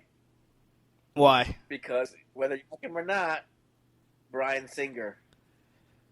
Because the first one everybody thought was a good movie. Like, oh, you know what? I enjoyed it. This is great. The second one people love. It's still one of their favorite. If not their favorite X-Men movies from what we gotten. Then he leaves. He leaves after X-Men 2, and what happened? We get pretty much crap after crap. For Yeah. We got X-Men. We got you got X-Men Wolverine Origins, and I think like the Wolverine is probably one of the movies that where Bryan Singer isn't involved that was actually like good and watch. On par with X-Men 1 and 2. And now he comes back, and he was so. I would say that X-Men First Class is kind of one of the, not a fluke because Vaughn did a great job with it. Maybe he was probably one of the ones besides Bryan Singer who actually had a proper vision of or how to handle this property with care. And then Bryan Singer comes back, and what happened? It's even better. There's like life again to the X-Men movies. Okay, Luis, I begrudgingly agree. I will admit it. I will give Bryan Singer some props in what he has done. The truth is that I'll watch an X-Men movie about Maggot. I don't care. I'll just watch X-Men movies until they stop making them. Yeah, I don't know. I mean, I don't expect to be blown away by X-Men Apocalypse, but I don't know. I actually think it will. What's that? Yeah, I agree that we don't expect to be blown, but you expect to be entertained. Yeah, I think it'll be good. Just to go back to Justin's comment about like the '90s X-Men. Like, yeah, I can see them trying to do that as like a cash grab, but at the same time, like I swear, I have so much love for the '90s X-Men that if they just completely ignored all continuity and all of a sudden it was just that cast, like I would be completely fine with that. Oh yeah, Rogue like flying, and then that insane jumpsuit, and like. Just total 90s Jubilee. Oh my god. Just Rogue flying alone. Give me an X-Men movie where Rogue flies, not an X-Men movie where Rogue is this scared teenager. Like, I want her to punch through steel and fly around and throw people into the moon. Like, that's the Rogue that I want. I don't want this Throw people into the moon. Yes, into the moon. Straight into the moon. That's what I want. That's what my... I'm calling Bryan Singer right now, and that's what I'm telling him to do. That's how I want the opening scene to open up. And someone just gets tossed into the moon. And then Black Bolt's just waiting there for him. He's like, took you long enough. Well, if he says that, then there'd be no moon. Took you long enough. Boom. Yeah. And then just roll credits. And it'll be worth it. But no, I don't know. The thing about their continuity, though, I do like that at least they kind of reset everything. So they could easily start off more or less where they kind of started with the first X-Men movie. I mean, granted, Havoc is not the right age, and, well, nobody is really, but they can at least kind of get a semblance of, of like a modern-day X-Men team now that they've erased all of those other movies, essentially. And they keep moving up, each movie, generation, decade to decade. So if you follow if we're lucky to get a movie after Apocalypse, which we will, no matter what, I'm sure. Oh, but yeah. If it's set in the 90s, the pieces are everything's kind of falling into place. We're gonna get, We're gonna get a dramatic recreation of the '90s X-Men opening. Oh my god, you just made me very excited. I I'll didn't just even be crying in the theater for an hour and a half. I'm not even going to be able to watch the rest of the movie because I'm just going to be sitting there, in tears of joy, thinking about just still geeking out over the X-Men intro. But yeah, I didn't even think about that because I was thinking because basically Apocalypse is supposed to complete that trilogy. So I was thinking after that they were going to go back to like the modern timeline. But yeah, I didn't even think about them doing a '90s X-Men. That would, man, they gotta do the '90s X-Men, and then you gotta have all like Shatterstar and like oh my god, Bishop, and like you gotta '90s it up. If they do a '90s X-Men, then it'll probably be something either out of continuity because it wouldn't follow what they're going on. Because then, if they're following what they have now, then we'll just have a slightly older Cyclops, Storm, and Jean. And probably Beast around. We wouldn't have Rogue or the other ones because they didn't come into like later on after that, like almost a decade after that. Yeah, but the Marvel movies, It'll be Mojo. Mojo Vision. It'll just be Mojo Vision, and we'll get the best version of all the characters. One of the things that I think is hilarious about the X-Men movies is X-Men is like known for just having this ridiculous continuity, and then the movies have just managed to do the same thing. Like the continuity is in their own way. It's just as complicated. Yeah, it's like it almost feels like they did it intentionally. Like we want to stay true to the comics, including the things that people don't like about them. But I don't know. It almost kind of works in a way. But I would be completely fine, if they just ignored the fact that Rogue is going to be an adult for no reason, and these other characters that shouldn't be adults yet, they're going to be adults for no reason, and just pretend like nothing happened. I mean, it's almost like when you watch the end of like the Wolverine movie and the post-credit thing where Magneto and Professor X show up, like that really fit into no continuity at all. Like it didn't even make any sense. That doesn't make any sense. Yeah, exactly. Like they should just go ahead and just stop even trying to make it make sense and just get even more off the wall. Like Quicksilver is going to be like an old man in the next movie for no reason, like he ran too fast or something. I don't know. I think they should just have fun with it and just go crazy. This crazy world we live in, where Quicksilver is a big enough character that he needs to be in every superhero movie. Oh, I know, right? Of all characters, Quicksilver, guys, really? Technically, he's fast enough to appear in both movies, so maybe it's kind of like That's that. true. If he makes a joke about it, I'm okay with it. But if he doesn't make a joke about it, I'm out. I do wish that they would have been able to come to terms and have him actually somehow be like have the same actor play two different versions of the same Quicksilver. I always thought that would have been really cool. But alas, the studios can't play nice together. So I found this the other day. So I think it was maybe 2 episodes ago we had talked about Adam Sandler signing a deal with Netflix, and obviously, I don't know. I have not been a big fan of Adam Sandler for quite a long time. And, some people have been kind of, hey, maybe something good will come out of this deal. And so he decided that his first flick is going to be starring Vanilla Ice. So, of course, that means that it's going to be good.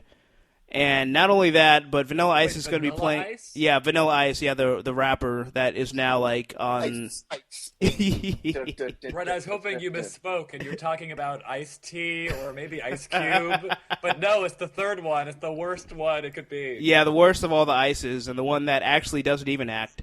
And he's going to be playing Mark Twain, of all people. So, what? Yeah, I don't know why.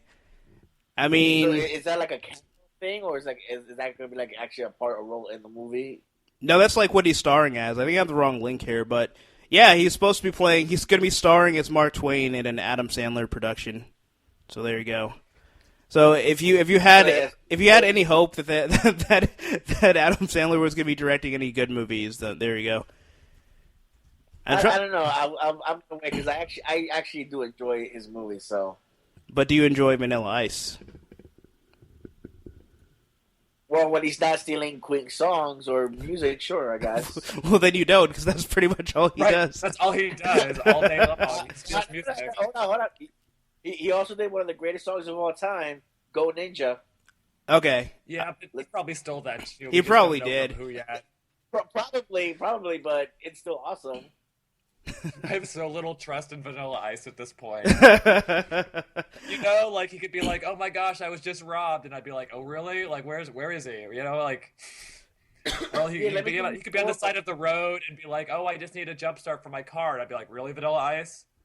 He'd be like, "Really, Ice? You don't even have a car." And you'd be like, "I know.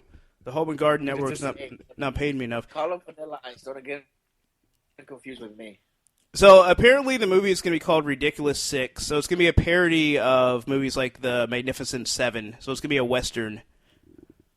So there you go. That makes sense why he's playing Mark Twain. It's just for comedic sake, I guess. Well, yeah, but it's still Vanilla Ice in an acting role. I don't know how excited I can get about that.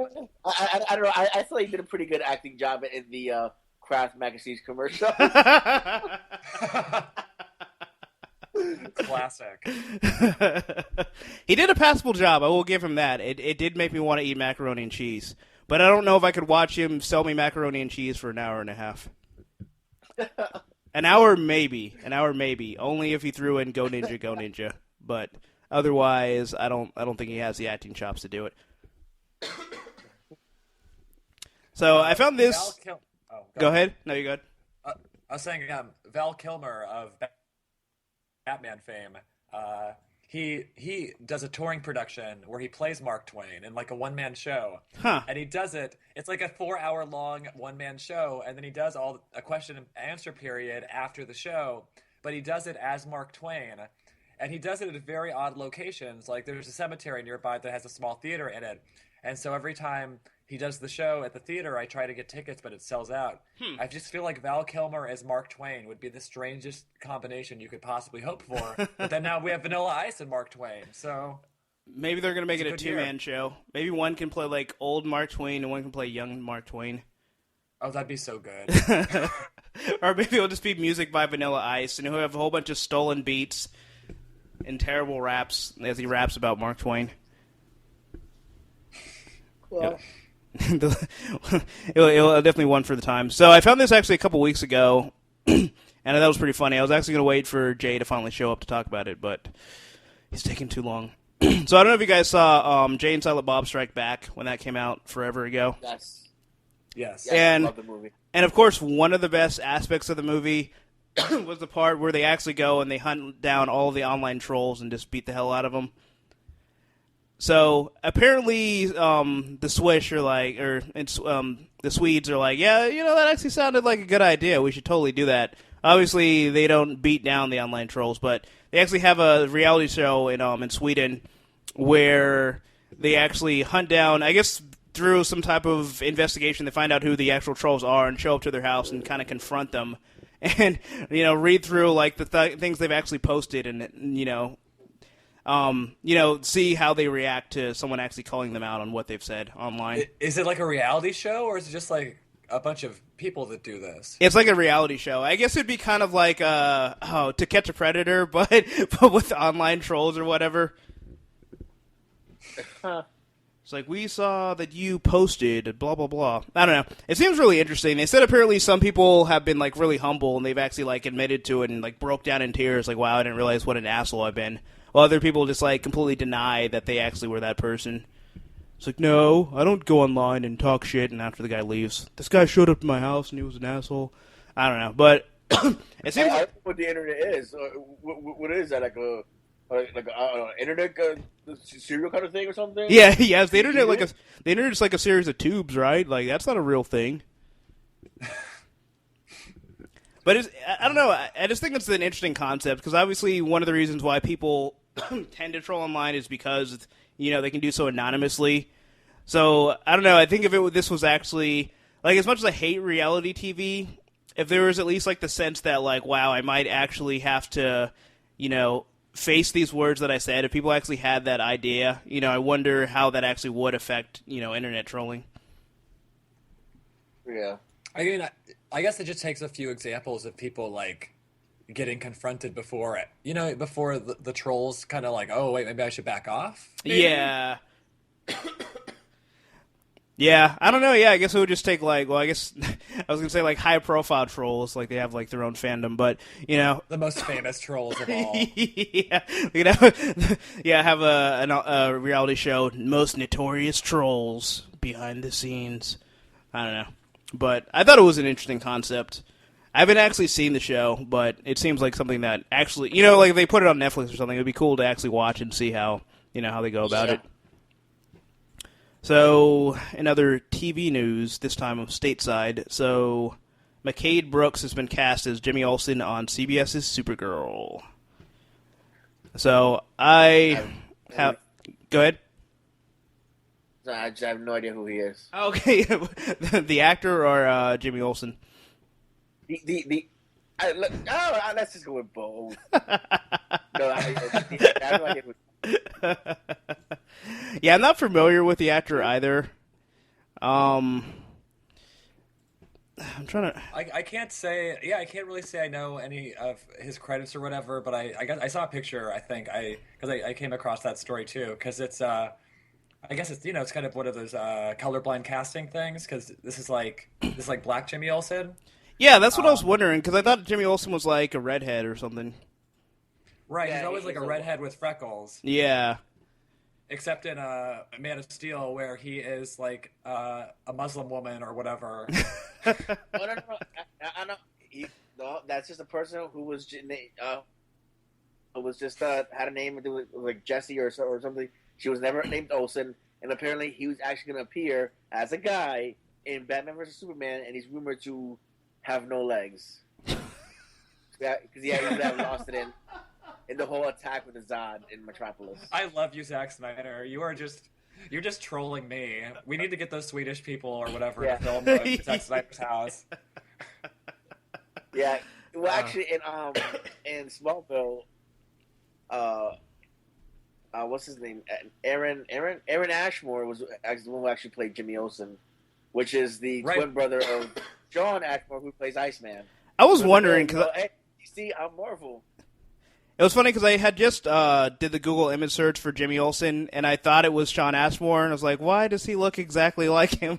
I thought someone was like dreamcasting or something. Well, Smallville's really weird. Smallville's weird with Jimmy Olsen because they killed him off, and that was just like it. Like he didn't come back; he was just like dead. Oh wow! Oh. So after a while, I think Smallville just kind of gave up on trying to adhere to any continuity. Well, I get they're trying to go the X-Men route. We want to make the most confusing continuity ever. We'll stick with that. But yeah, I think it's interesting casting. I'm looking at McCade Brooks's filmography, and yeah, he's been in a bunch of random stuff. He was in True Blood, so I don't know. Maybe they were trying to appeal to that generation. He was in. This is great. He was in Magic the Gathering the musical as Doug. I'm sorry, what? Magic the Gathering the musical. That sounds amazing. I think everything should be a musical. Oh, okay, so I guess I'm looking at photos. So I guess they're puppets. Like it was like a musical with puppets or something. Wow, I want this. I want this on DVD, and I want this now. I feel like my entire life has been changed by knowing of the existence of this. So there you go. That's probably like the highlight of his entire resume. It's like, why do you think you should play Jimmy Olsen? I was Doug on Magic the Gathering, the musical. Give me the job. Like, all right, well, you made a convincing argument. It's like you don't have red hair or freckles, but you know that's what we need. Yeah, but I know they're going to be making him as the love interest for Supergirl. Huh.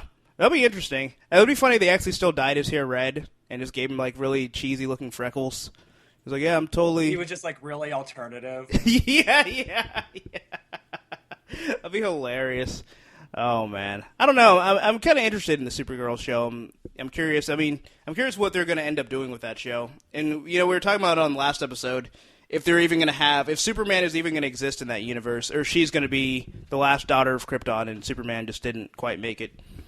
Like maybe still floating around. Yeah, I feel like they don't even know. So like, we have to choose which baby to go with. Yeah, right. It's a real selfish choice right here. Yeah. Oh my god, that'd be so horrible. They're like, sorry, son. Oh man. That's how they should open the show. It'd be- Sorry, we're so sorry. Kal-El. We flipped a coin. She won. Maybe they had to Sorry, baby. Yeah, they just have Russell Crowe standing there with both babies. Like, I'm sorry, my son. They're just like, okay, close your eyes. Ready? Okay. Eeny, meeny, miny, mo. Oh, I'm kind of praying that hologram Russell Crowe is going to be in this Batman versus Superman movie. I don't care what capacity. He could just be like driving the Batmobile or something. Oh my god, that'd be great. Dude, they should make hologram Russell Crowe. They should make him like Alfred, like the way that Tony Stark has Jarvis, and he's just like a machine. But they have Russell Crowe just coming around helping out Batman. Like, The Bruce, best look part out. is that Russell Crowe is having the worst time of his life being there and filming it. So I want him in it as much as possible, almost for this reason. Him like interacting with all those like weird CGI monsters. Oh man, that would be great. It's kind of an aside, but I don't know if you ever saw the South Park episode with Russell Crowe. Yeah. I did, yeah. Which one is that? Oh my god. So basically Russell Crowe, they're making fun of the fact that I guess he has like a really bad anger problem and gets into a lot of fights. And he's just going around just beating the crap out of people for no reason. Like, you'd see fans, and fans are like, oh my god, it's Russell Crowe. And he's like, oh, it's Russell Crowe, that's right. And he just starts like beating the hell out of him.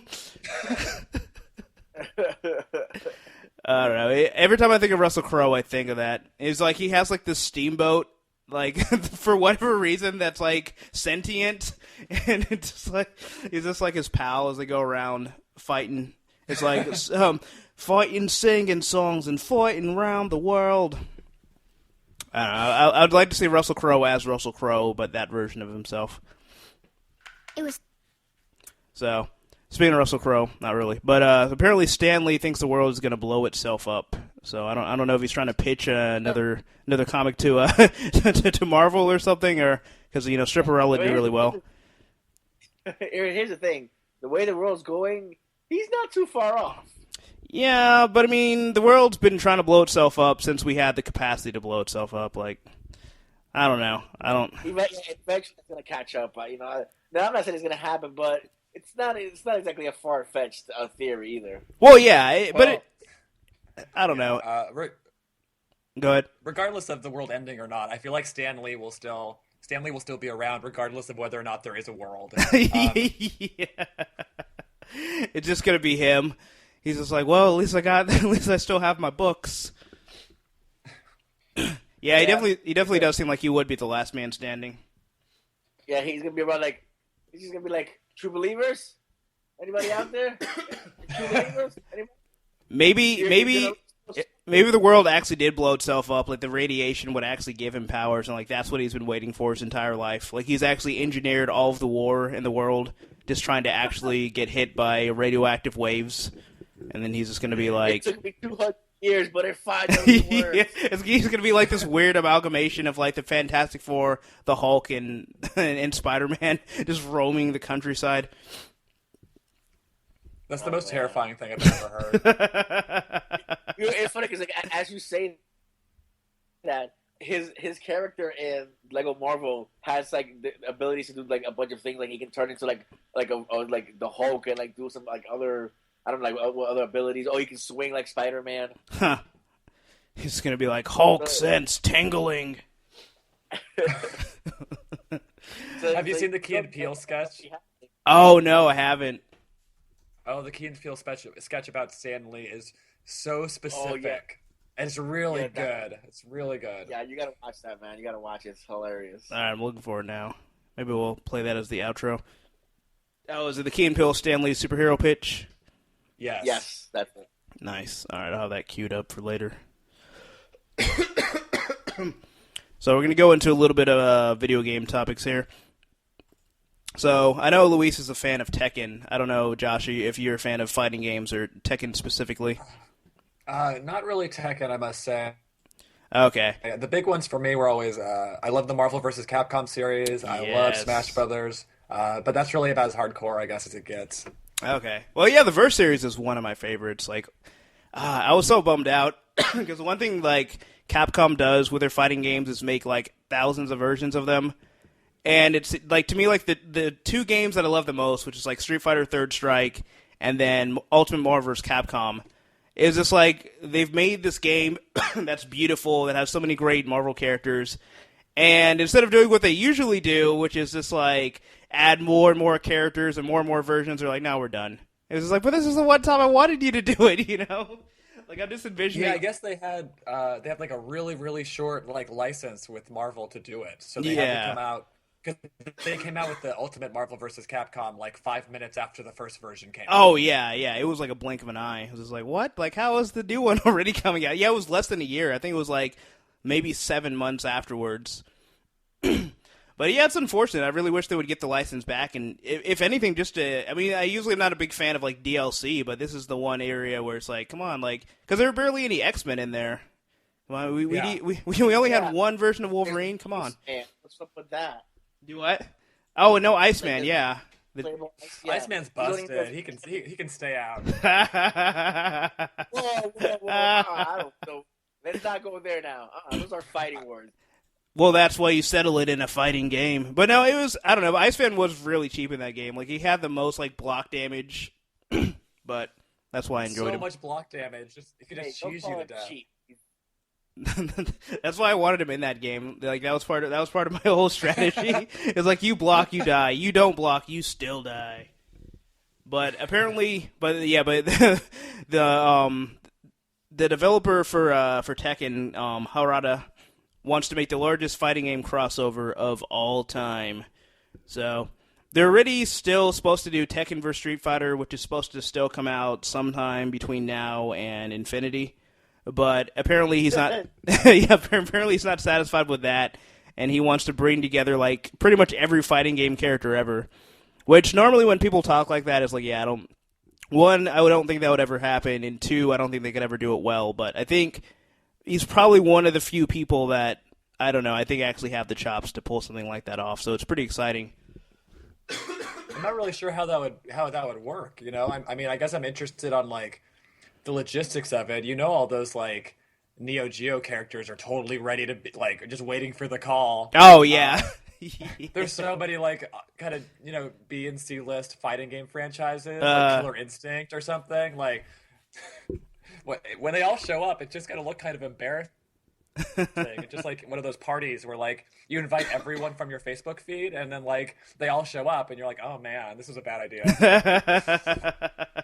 Yeah, it would be interesting. Yeah, because I mean, there's so many out there, and just the fact of the gaming mechanics. Because even the games that are more similar, like Street Fighter and some of the SNK games, you know, there's still a huge disparity in how those games are played. Let alone when you bring 2D and 3D and try to mess those together. And I don't know if you ever played Street Fighter Cross Tekken, but it was not exactly the best example of trying to do that with games. Yeah, that's not really my my choice. Yeah, so I don't know. It's one of those games where it's like it seems interesting, but it also seems like not only just a huge undertaking, but yeah, I don't even know. I can't think of a way for him to do it that would actually satisfy everybody, because somebody with their franchise are not going to have the characters the way they want them to play.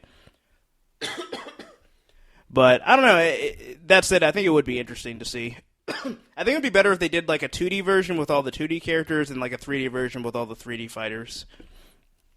I think that would at least be more feasible. But I'll be very interested in seeing a character list. Yeah, oh yeah, definitely. It's probably going to be like 20 pages long. I mean, just Tekken alone have these gigantic casts. So just to get all their characters in a game, let alone other characters. No matter how many characters they add, there's only one character, at least from Tekken, that I always just want to stick as. Oh, of course. Oh, Harang.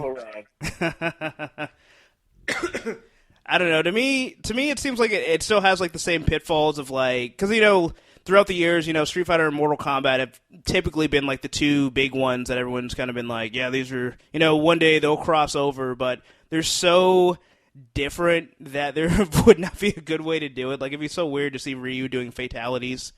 Yeah, I don't want to see Chun-Li get like decapitated or whatever. Yeah, I know, right? I don't know. That'd be heartbreaking. Yeah. Ryu's would be like a Hadouken fatality, and then like Ken's would be like the Shuriken. Yeah, they just burn him alive. And it'd be funny. It would only work if they did it where the Street Fighter characters did fatalities, but then they felt really sad and remorseful afterwards. He's like, "Oh my god, I thought this was just going to be a KO. Like, what happened?" Ryu like built a temple over the stage at the end. He, like... There's like a scene where they're mourning those fighters. How Mortal Kombat has had like babality, friendality. They'll add a new one for those moments, but like sad moment. yeah. Remorseality. You just see like the single tear come down, and they're just like all sad. But yeah, so I don't know. I'm pretty excited for that. I don't see it happening, but I also don't see Tekken Cross Street Fighter ever coming out either. But supposedly Harada-san. That's the only. That's what version I want. It's a shame because that's the only version I want. Yeah, me too. Well, supposedly they said it's still in development, and they said it's going to come out when you least expect it. So. Oh, they said that about Kingdom Hearts, and that's like the biggest lie. Oh yeah. What? How long have they been working on Kingdom Hearts? Because I thought they had released. I mean, I've been alive for 3 decades now, pretty much, and I feel like I get a new Kingdom Hearts game like once every 10 years. And that's not to say that there's no noticeable improvement for gameplay between these games.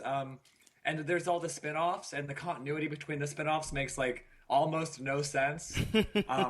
But they keep trying to build up that like the epic saga continues, and I'm like, can you just start over? Because like I really have no idea what's going on anymore.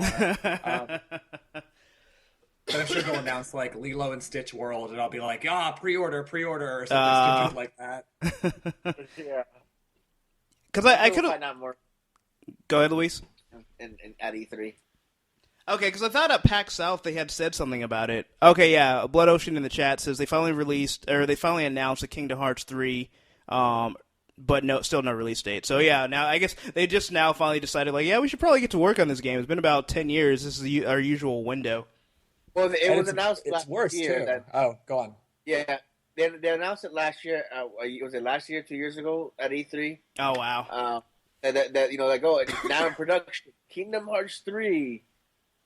And so this year, hopefully, we'll get at least a release window, if not a specific, date or anything.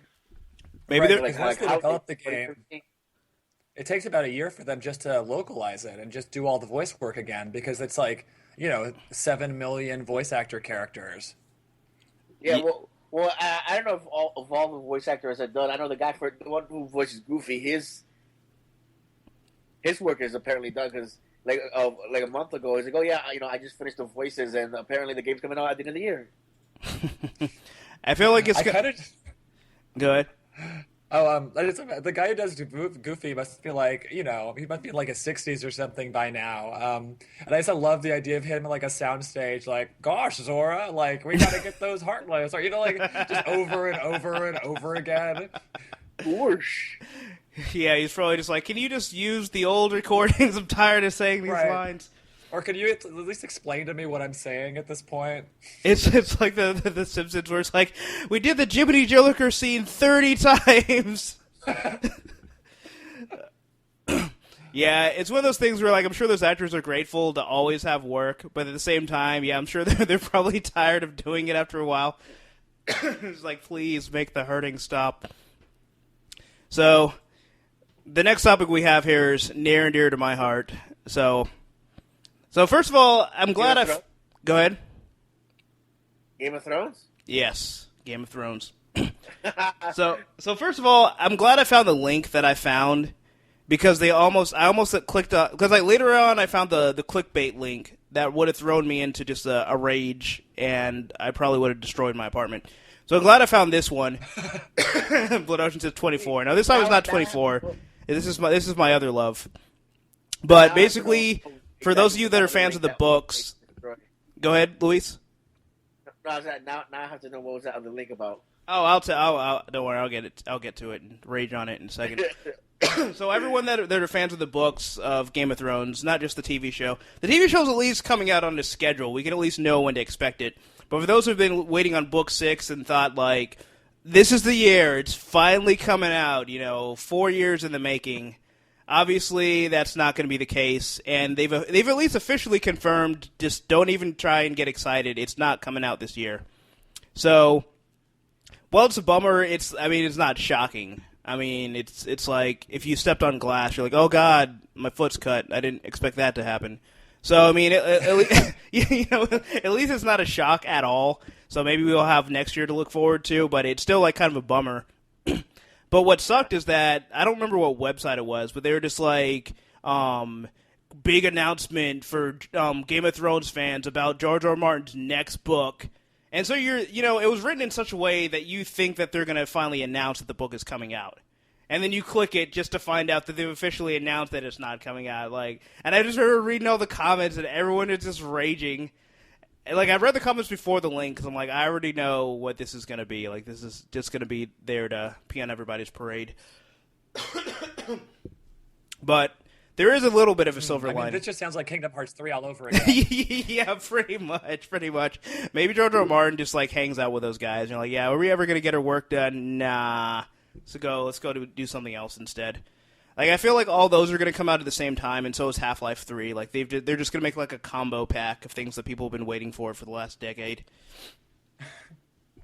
But for those that are at least fans of, he also has, prequel, it's kind of a prequel, but it's, 100 years in the past of, I think it's, a set of 3 novellas that he wrote. I've read one of them, and they're kind of hard to track down because they're all in all these different collections. So they're actually at least going to release that in one pack. So there's at least that a little bit to be excited about. But overall, it's mostly disappointing. And especially if you're a fan of the show, because the show is pretty much about to surpass the book in story. So if it's not out by next year, I think it's pretty much all bets are off for what they're going to do with the show.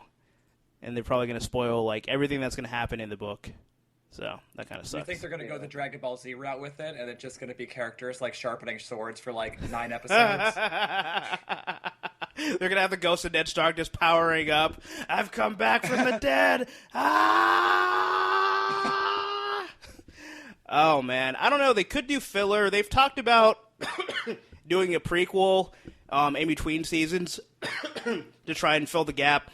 I really feel like because the series creators know what the ending is, with that in mind, and also the fact that they've had such a large departure from the book, characters in the book that are alive have died in the show and vice versa, and they've kind of eliminated kind of big plot points. Blood Ocean says training for 10 episodes. It's just a montage of Bran of Tarth just training to. It's I wanna be the very best, but I don't know. I think they're actually just gonna kind of do their own spin on it. I feel like it might end up being Full Metal Alchemist, where they had lapped the manga and they just ended up just making up their own ending, and then the anime finished, and then they came back and finished it. They probably wouldn't do that with the show because obviously the actors will be too old and all that. But I don't know. I feel like we're gonna get a completely different ending with the show than we did with the book, or at least not a different ending, but a different path to getting to that ending. So I don't know. It'll be interesting. Because they're obviously not going to stop production on the show, so it's hard to see what they're going to do, unless they're just going to kidnap George R. R. Martin and just be like, dude, you got to finish this book, you're not leaving this room. Does the show have a dedicated a number of seasons that it's going to run, and then it's a hard out, or is this the kind of thing where Game of Thrones could be on for 5 more years? The creators said that they want to end it within. I think they said 7 seasons. So because loosely they've had each season has been a book, with the exception of the third, where the third book was split into 2 seasons. But the thing that they did that was a huge misstep is after the 4th season, if they had followed on that trajectory, they would have been all right. If they just would have made the 5th season all book 4, but they started getting into book 5 territory before the end of season 4. So they've already with Bran, they've already told his entire story that's been written. And they're pretty close with a lot of other characters. So they really don't have any material left to do any other seasons probably after this next season. So that's why it's been go ahead. They're going to introduce wacky neighbor characters, and everyone's going to get a pet, and they're going to have a robot sidekick. They got to save an old theater, Yeah, we have to save the rec center. Everyone has got to pull together. I mean, that world is so rich in lore. It's very possible that they could do like side stories or expand on other characters and stuff like that.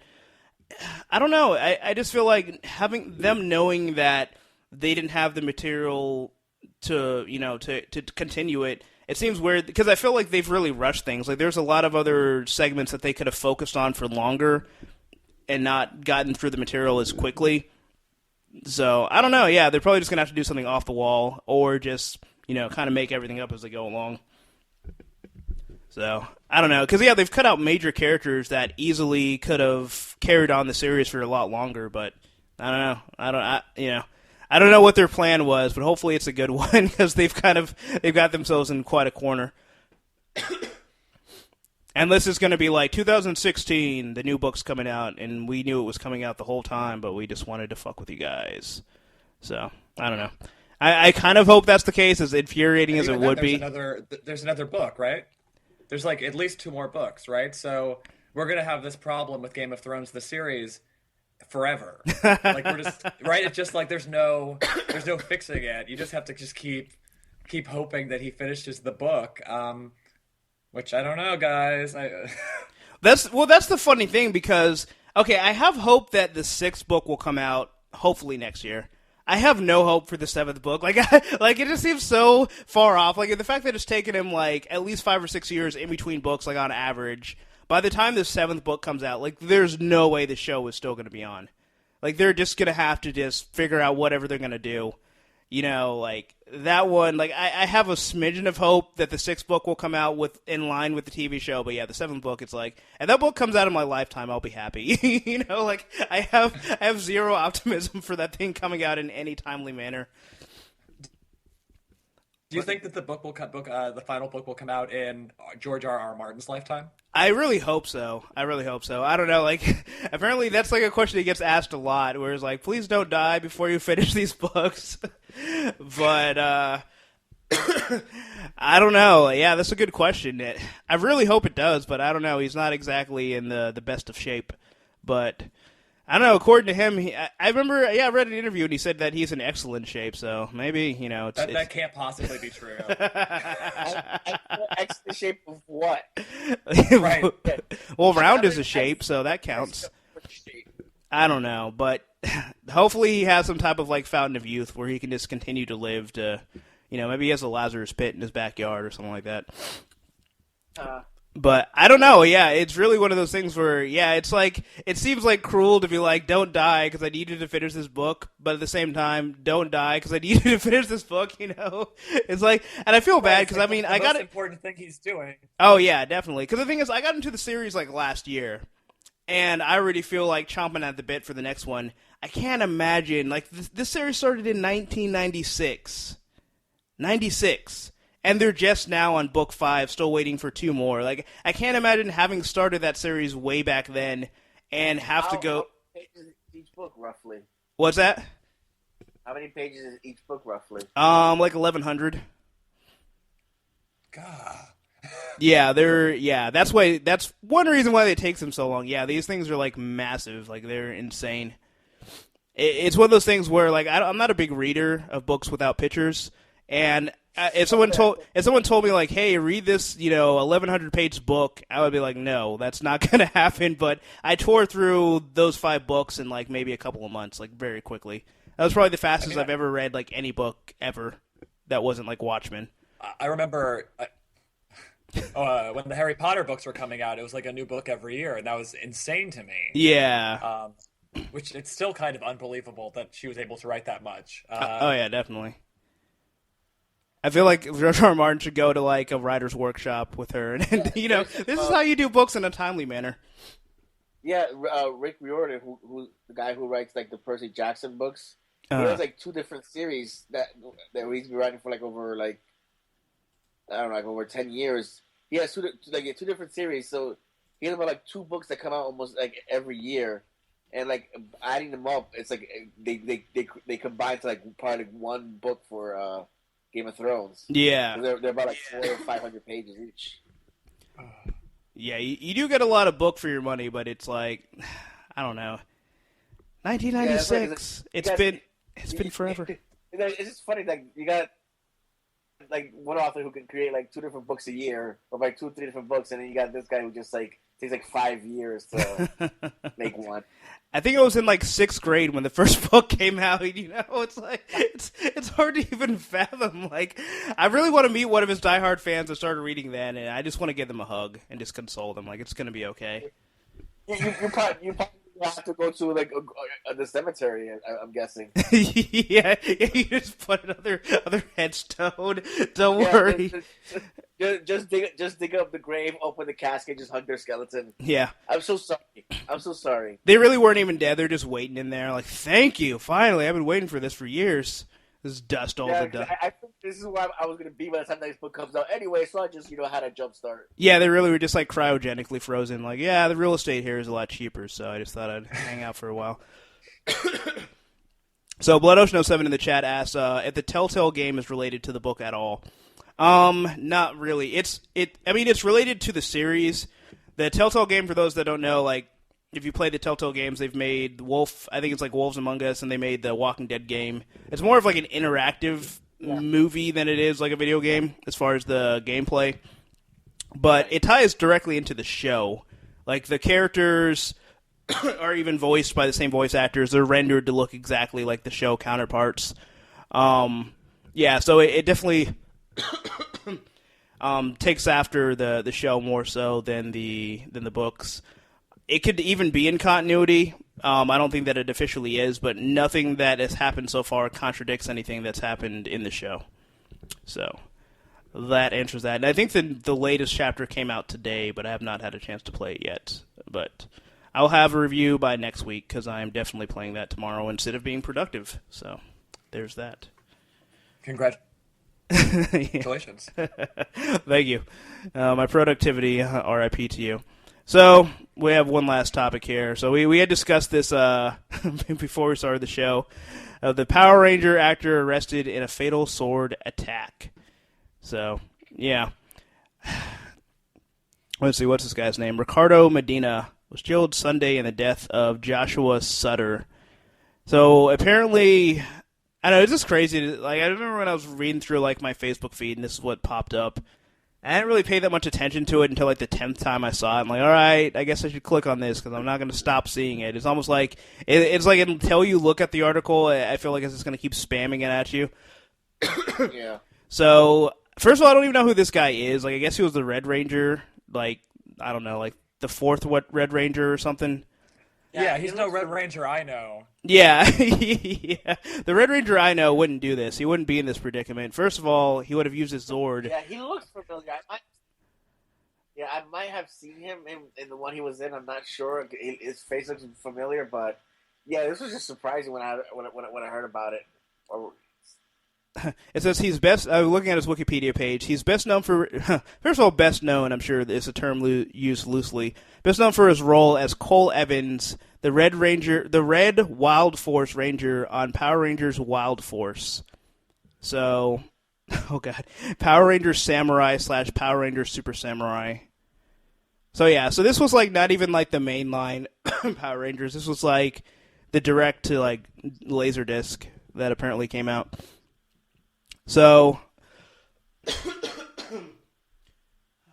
oh wow! And this apparently isn't the first Power Ranger to kill somebody. Like, I don't know what's happening with these, but apparently Skylar DeLeon was convicted of murder in 2004. So I don't know. I don't know what it is about Power Rangers. At least we know Jason David Frank is okay, and he's gonna continue to be in the con scene for a while. But yeah, that's kind of he's doing. Yeah, he's doing the bodily harm in a legal way. Yeah, exactly. He doesn't use swords. He only needs his fist. So I don't know. Yeah, you might see him in a bare knuckle boxing match near you. I'm looking at his record. Yeah, I've been quoting him as 2-0 in his professional fights. He's actually 1-0. So there you have it. Submission, rear naked choke, and Texas cage fighting Puro Combate.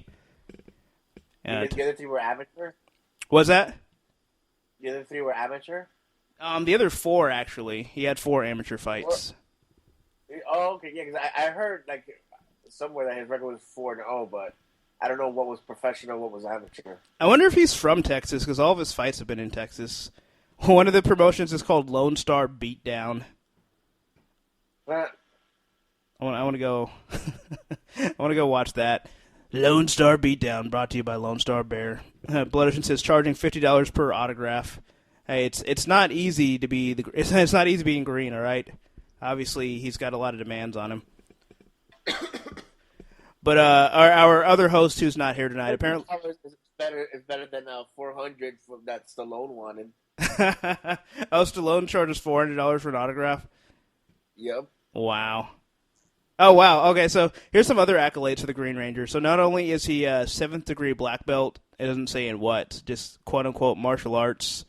He got voted the Master of the Year in 2003 for American Karate. He was the 2006 quote-unquote Rough Man Grand Champion. He has a gold medal in Master Toddy's Full Contact Muay Thai. And best of all, he holds the Guinness World Record for most pine boards broken in a free fall. I think that deserves a round of applause. Like, at first when I had read that, I was skimming it, and I thought it was going to be like most boards broken like with a punch or something. But how do you even do that? Like, broken in a free fall? Like, you just dive off of like a ladder into pine boards? I don't know, but that amuses me. Oh, wow, that's crazy. Oh, okay, so apparently he's skydiving and breaking pine boards while he's skydiving. Because I'm watching this on, apparently he had it on VH1. Yeah, Blood Ocean says skydiving. Alright, that is pretty impressive, actually. If not, just ridiculous and pointless. But anyway, yeah, so there you have it. Not all Power Rangers are created equal, and some do marginally good things with their talents, and others kill people, which is sad and tragic. Although supposedly it was in self-defense, but we'll let the court sort that out. Anyway, were they supposed to do like a Power Rangers reboot? Does anybody know? Anybody? Say that again? I said, weren't they supposed to do like a Power Rangers reboot or something recently? Yeah, that's what the movie's supposed to be. The movie's supposed to like reboot everything. I think like next year, 2017, something like that. Yeah. I hadn't heard anything else about it, but I don't know. Seems... What is this? I don't know. Seems kind of interesting. But anyway, Blood Ocean says that they're doing he did a documentary called My Morphing Life. And they're doing... Okay, yeah. So, yeah, they're doing a new Power Rangers movie in 2016. So, get ready. Hope you're ready for that, Jelly. So, anyway, that's pretty much all we have for today. Of course, we want to thank our special guest, Josh Trujillo, for joining us. And you can definitely check him out on Kickstarter for Death Saves Anthology, under Anthologies, also under Comics. So, thank you for joining us. Let me see here.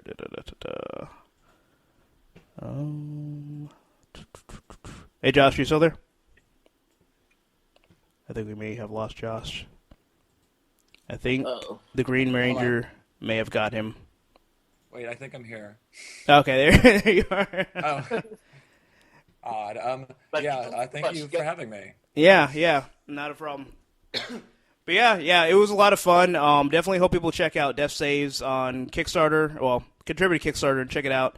I guess whenever the campaign is over, like, do you have like an estimated date for when those are supposed to ship? We're kind of trying to figure out or settle on a printer right now because we were slated to print from China, but if we reach our next goal, which is pretty close, we're only a couple hundred away. Okay. We'll be able to print in the U.S., but my hope is that we'll have copies in print in May.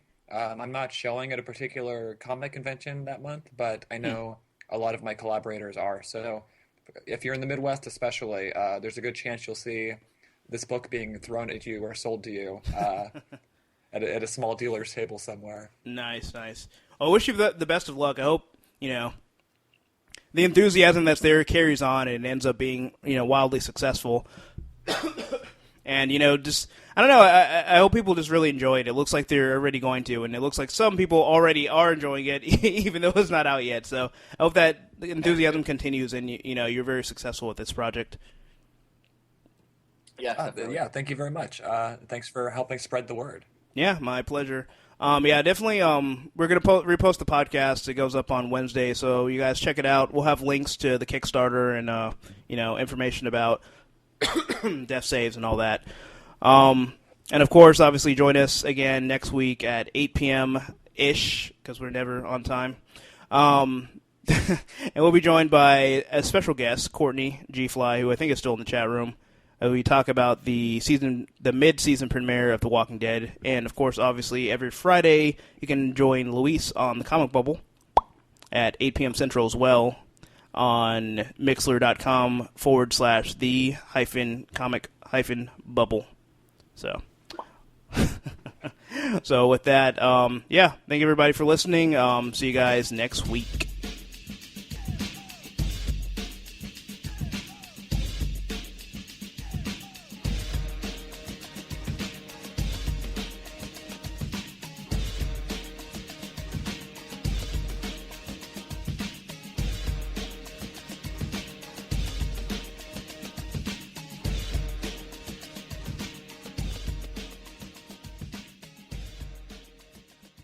This has been another great presentation of the Four-Eyed Radio Network. You can catch more shows at foureyedradio.com.